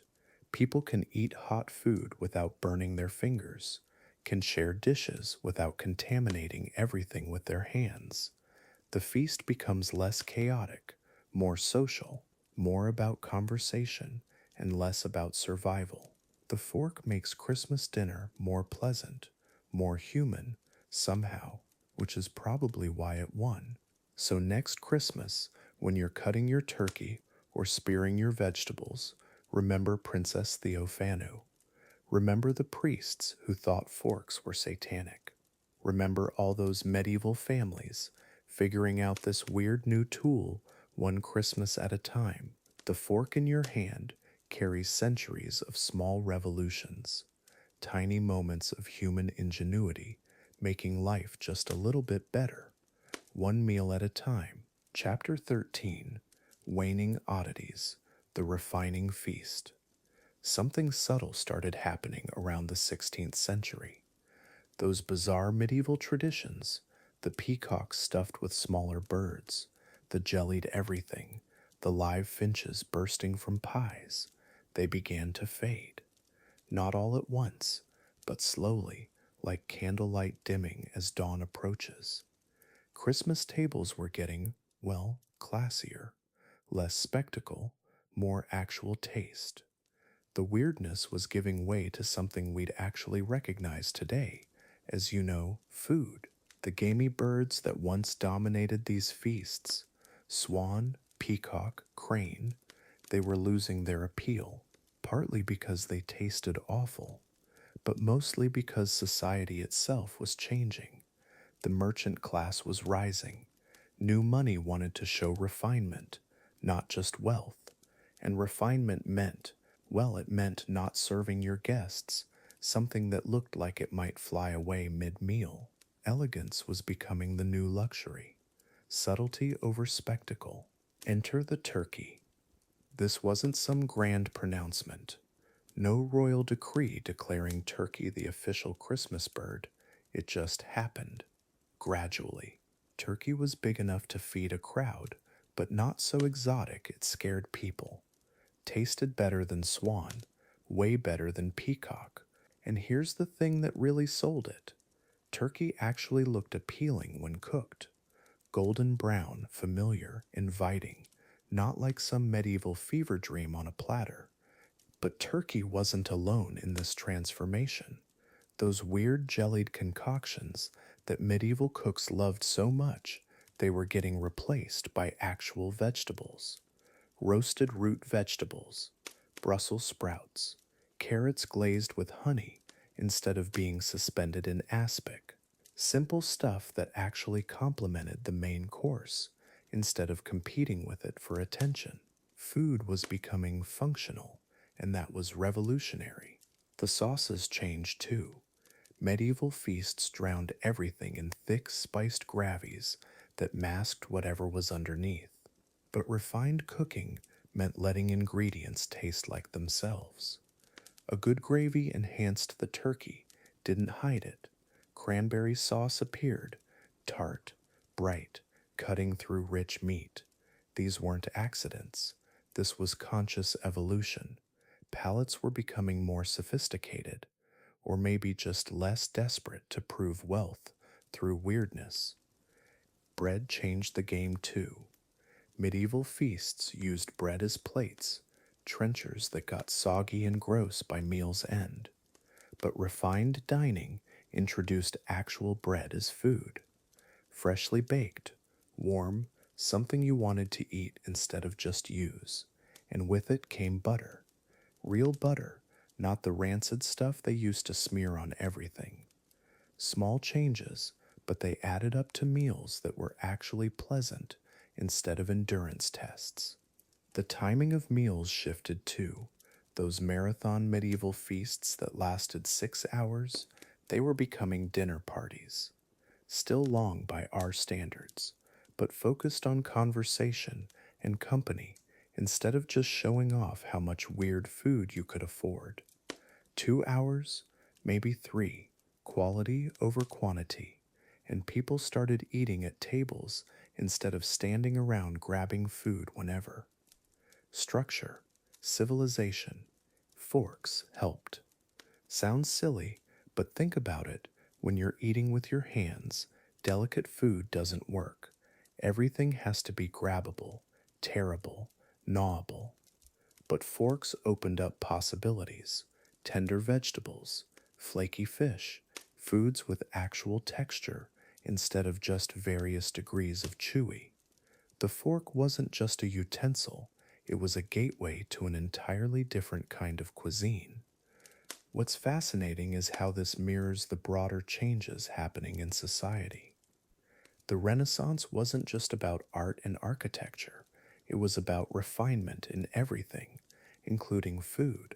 People were reading more, traveling more, thinking more about what made life pleasant instead of just survivable, and Christmas dinner became a reflection of those values. Beauty, harmony, actual taste, novel concepts for the time.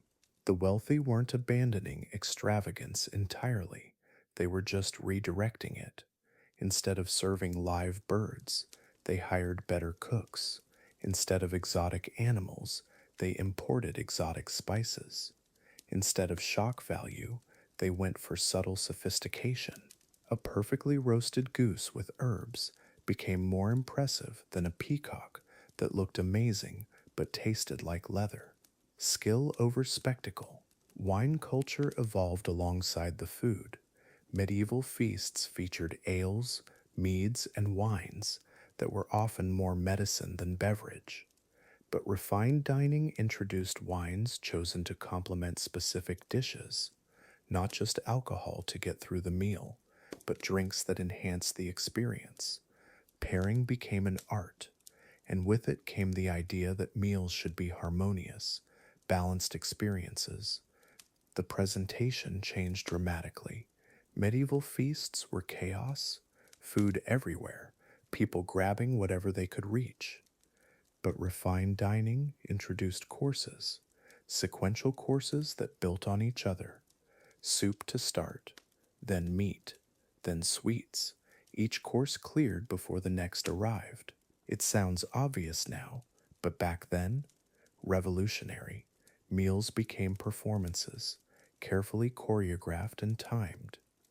By the 17th century, Christmas dinner was recognizable.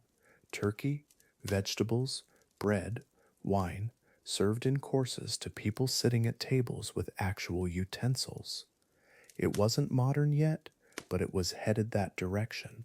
The weird medieval stuff lingered in rural areas, but cities had moved on. Progress in action. Though something was lost in translation, the pure chaotic joy of those medieval feasts. There's something almost sad about it. Those medieval Christmas feasts were ridiculous, uncomfortable, often disgusting, but they were alive in a way refined dining couldn't match. The spontaneity, the wildness, the sense that anything could happen. Modern meals are predictable, safe.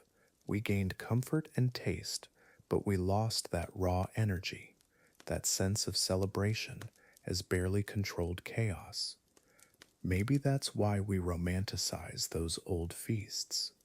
Not because we actually want to eat jellied eel or fight our neighbors for the last piece of peacock, but because there was something authentic about their messiness, their refusal to be polite or proper or convenient. They celebrated abundance by being abundantly weird. And weirdness, well, weirdness has its own kind of honesty. So we say goodbye to the medieval Christmas table. The last peacocks have been served.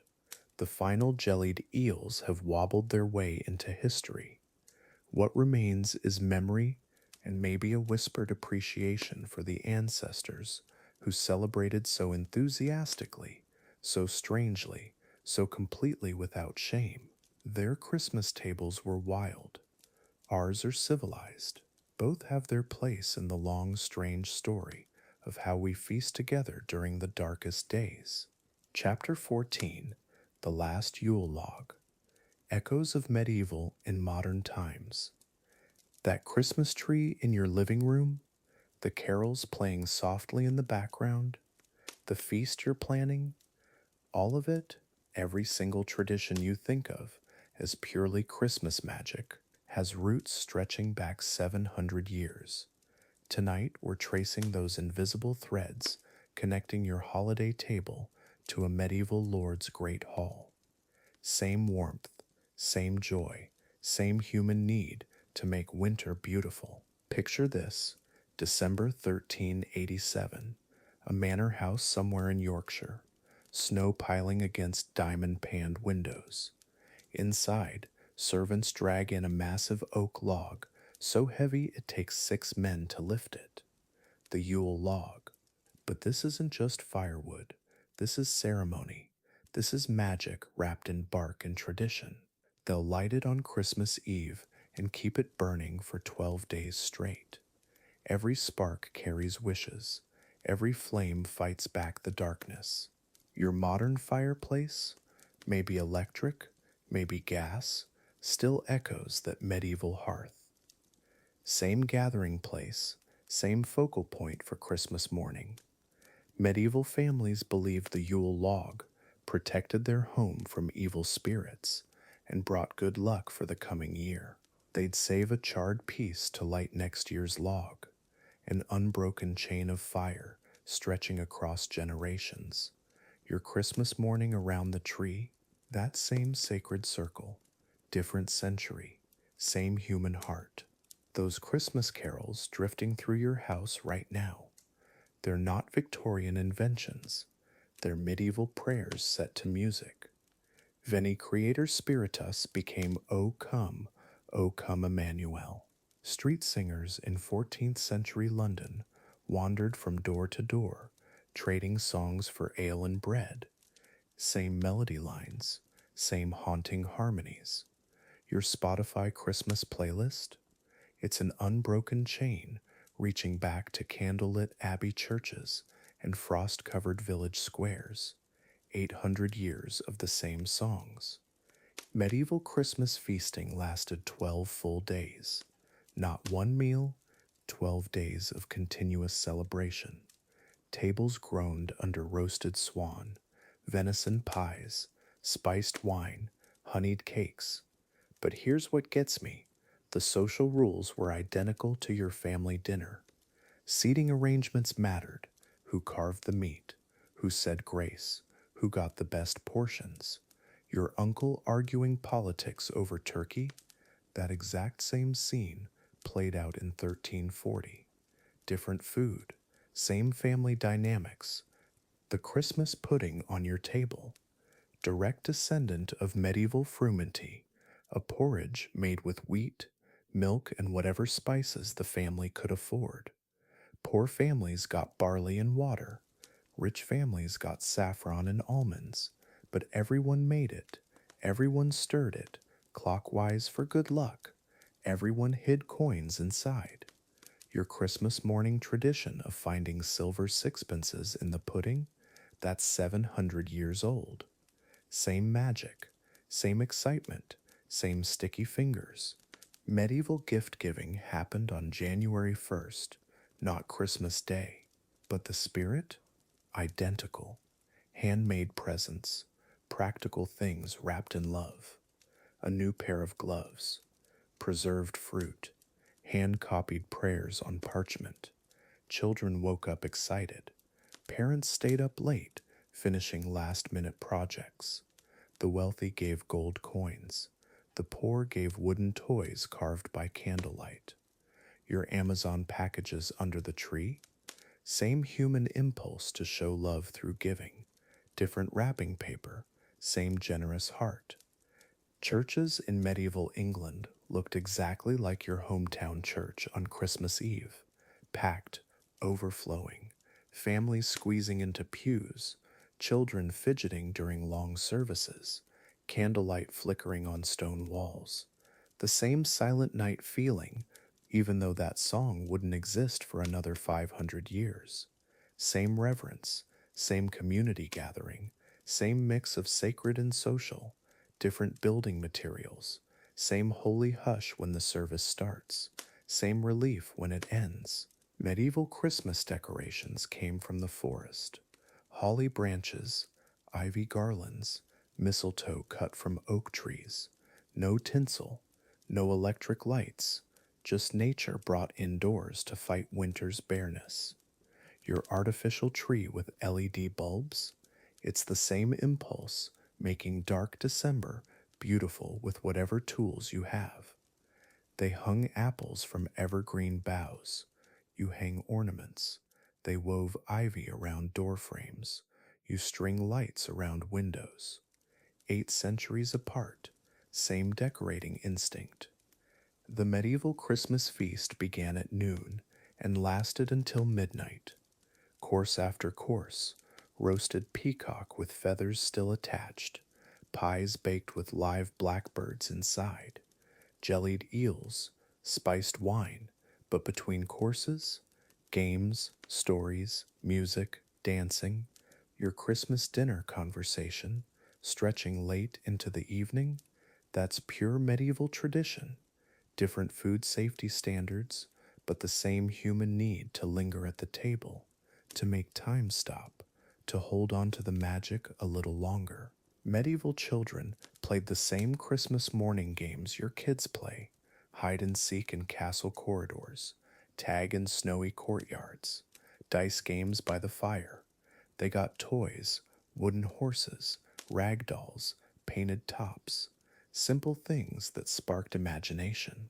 Your kids with their tablets and gaming systems, they're playing more sophisticated versions of the same games: chase, strategy, make believe, different technology, same childhood wonder, same Christmas morning energy that won't be contained.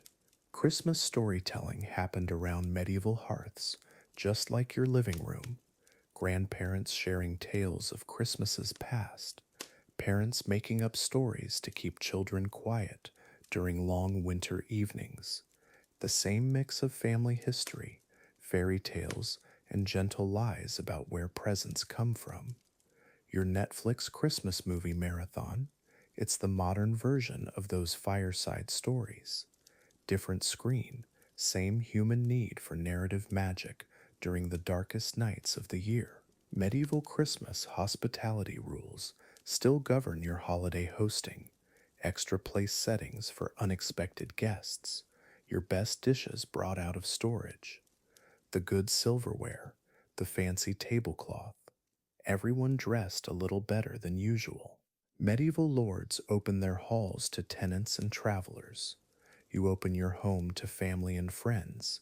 Same generous spirit, same stress about having enough food, same joy when everyone's gathered around the table. 700 years, same warm chaos.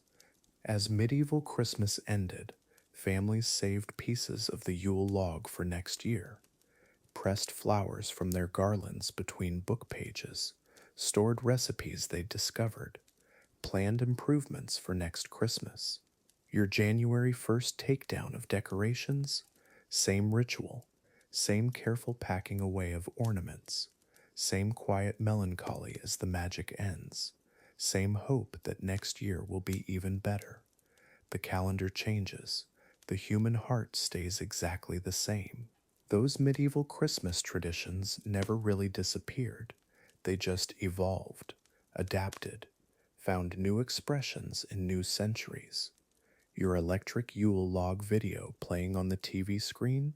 Still the same hearth focused magic. Your streaming Christmas carols? Still the same voices raised in celebration. Your family feast? Still the same table blessing ritual that started in medieval monasteries. The forms change, the feelings endure. Christmas magic is remarkably, wonderfully, stubbornly consistent. So when you light your fireplace tomorrow night, when you sing along to carols, when you gather around the dinner table, you're not just celebrating Christmas. You're participating in an unbroken chain of celebration stretching back through the centuries. Medieval peasants, Victorian families, your grandparents, you, all sharing the same winter joy, all making the dark season bright, all proving that some human traditions are too beautiful to die. Sleep well and dream of Christmas past. Chapter 15: A Final Toast to Medieval Christmas, the Feast in Retrospect. Here we are, the candles burning low. The feast is over. Those long wooden tables that groaned under the weight of roasted peacocks and jellied eels, they're empty now. The rushes on the floor swept away. The musicians have packed up their lutes, but something lingers: the warmth, the laughter echoing off stone walls, the memory of a time when Christmas meant something completely different. Think about everything we've seen together: those live birds bursting from pies, the sugar sculptures that cost more than a peasant's yearly wages, nobles eating with their fingers because forks hadn't caught on yet. It sounds disgusting to us now, doesn't it? But there was something beautiful in all that excess, something human about gathering around food, no matter how weird that food might be, even when it probably gave everyone food poisoning. The grand fulfillment of those medieval Christmas feasts. It wasn't really about the food, was it? Not when you strip it all away. It was about showing your place in the world, about gathering your people close when winter was darkest, about creating something magnificent in the middle of a harsh, unforgiving season. Those hours long banquets were theater, performance, but underneath all that pageantry, they were just trying to make Christmas special, and things changed. Of course they did. The peacocks disappeared from our tables. We invented forks, thank goodness. Food safety became a thing. Those elaborate sugar sculptures gave way to simpler desserts. The hired entertainers were replaced by family games and television. But look closer, the heart of it stayed the same. We still gather, we still feast, we still try to make Christmas morning feel like magic, just with different props. Listen, can you hear it? The slow tolling of midnight bells. Not medieval church bells calling peasants to mass, but the gentle chime of a clock somewhere in your house, marking time, marking change. The medieval feast is over, but Christmas continues. It transforms, adapts, survives. Those bells aren't ending anything. They're welcoming something new, a softer way of celebrating, a quieter kind of magic that doesn't need live birds and pies to work. Your Christmas table probably looks nothing like a medieval hall. No rushes on the floor, no servants carrying in whole roasted swans. But I bet there are still candles. Still that moment when everyone goes quiet as someone says grace or makes a toast. Still kids sneaking extra dessert when they think no one's watching. Still that feeling that this meal, this moment, matters more than regular dinners. The props changed. The feeling didn't. There's comfort in that continuity, isn't there? Knowing that 700 years ago, families were doing the same thing we're doing, trying to make their children smile, preparing special food with their own hands, arguing over who gets the last slice of something delicious, complaining about relatives, laughing until their bellies hurt. The medieval Christmas feast wasn't that different from ours, just stranger, and probably more likely to kill you. We're all part of the same long story. Medieval peasants who got meat once a year at Christmas, Victorian families discovering Christmas trees, your grandmother teaching you her secret recipe, your kids rolling their eyes at family traditions, but secretly loving them. It's one continuous thread, stretching back through centuries, each generation adding something new, keeping what works, letting the weird stuff fade away. Well, most of the weird stuff. The final toast to medieval Christmas, what would that sound like? Maybe something like this. To the peacocks who died for spectacle, to the sugar sculptors who created edible art, to the musicians who played through feast after feast, to the cooks who somehow kept everyone fed despite having no thermometers or timers, to the families who gathered around tables just like we do, trying to make magic happen one meal at a time. What did we learn from all this? Maybe that humans have always been a little ridiculous about Christmas, always trying too hard, always wanting to impress, always putting way too much effort into food that half the guests won't even like. Medieval lords stress eating sugar sculptures, modern parents staying up all night baking cookies. Same energy, different century. Some things never change, and maybe that's exactly the way it should be. The human connections across time, they're stronger than you might think. Every time you light a candle for Christmas dinner, you're connected to those medieval halls glowing with candlelight. Every time you save room for dessert, you're honoring those sugar sculptors who spent days creating edible masterpieces. Every time your family argues over dinner, you're participating in a tradition older than most countries. We're all part of this strange, wonderful, ongoing feast. The warmth of gathering, that's what survives everything. Wars, plagues, changes in fashion and technology, and what we think is acceptable to eat. People coming together around food, taking time to sit, to talk, to laugh, to complain about the weather, and catch up on gossip and argue about politics. Medieval halls or modern dining rooms, it's the same impulse, the same need, the same joy in sharing a meal with people you love, even when they drive you crazy. From medieval to modern, it's not as far as you think. Your great great grandmother might not recognize your Christmas menu, but she'd recognize the feeling, the anticipation while the turkey roasts, the kids getting underfoot in the kitchen, the moment when everyone's finally seated and someone raises their glass, the satisfied exhaustion afterward, the leftovers that taste even better the next day.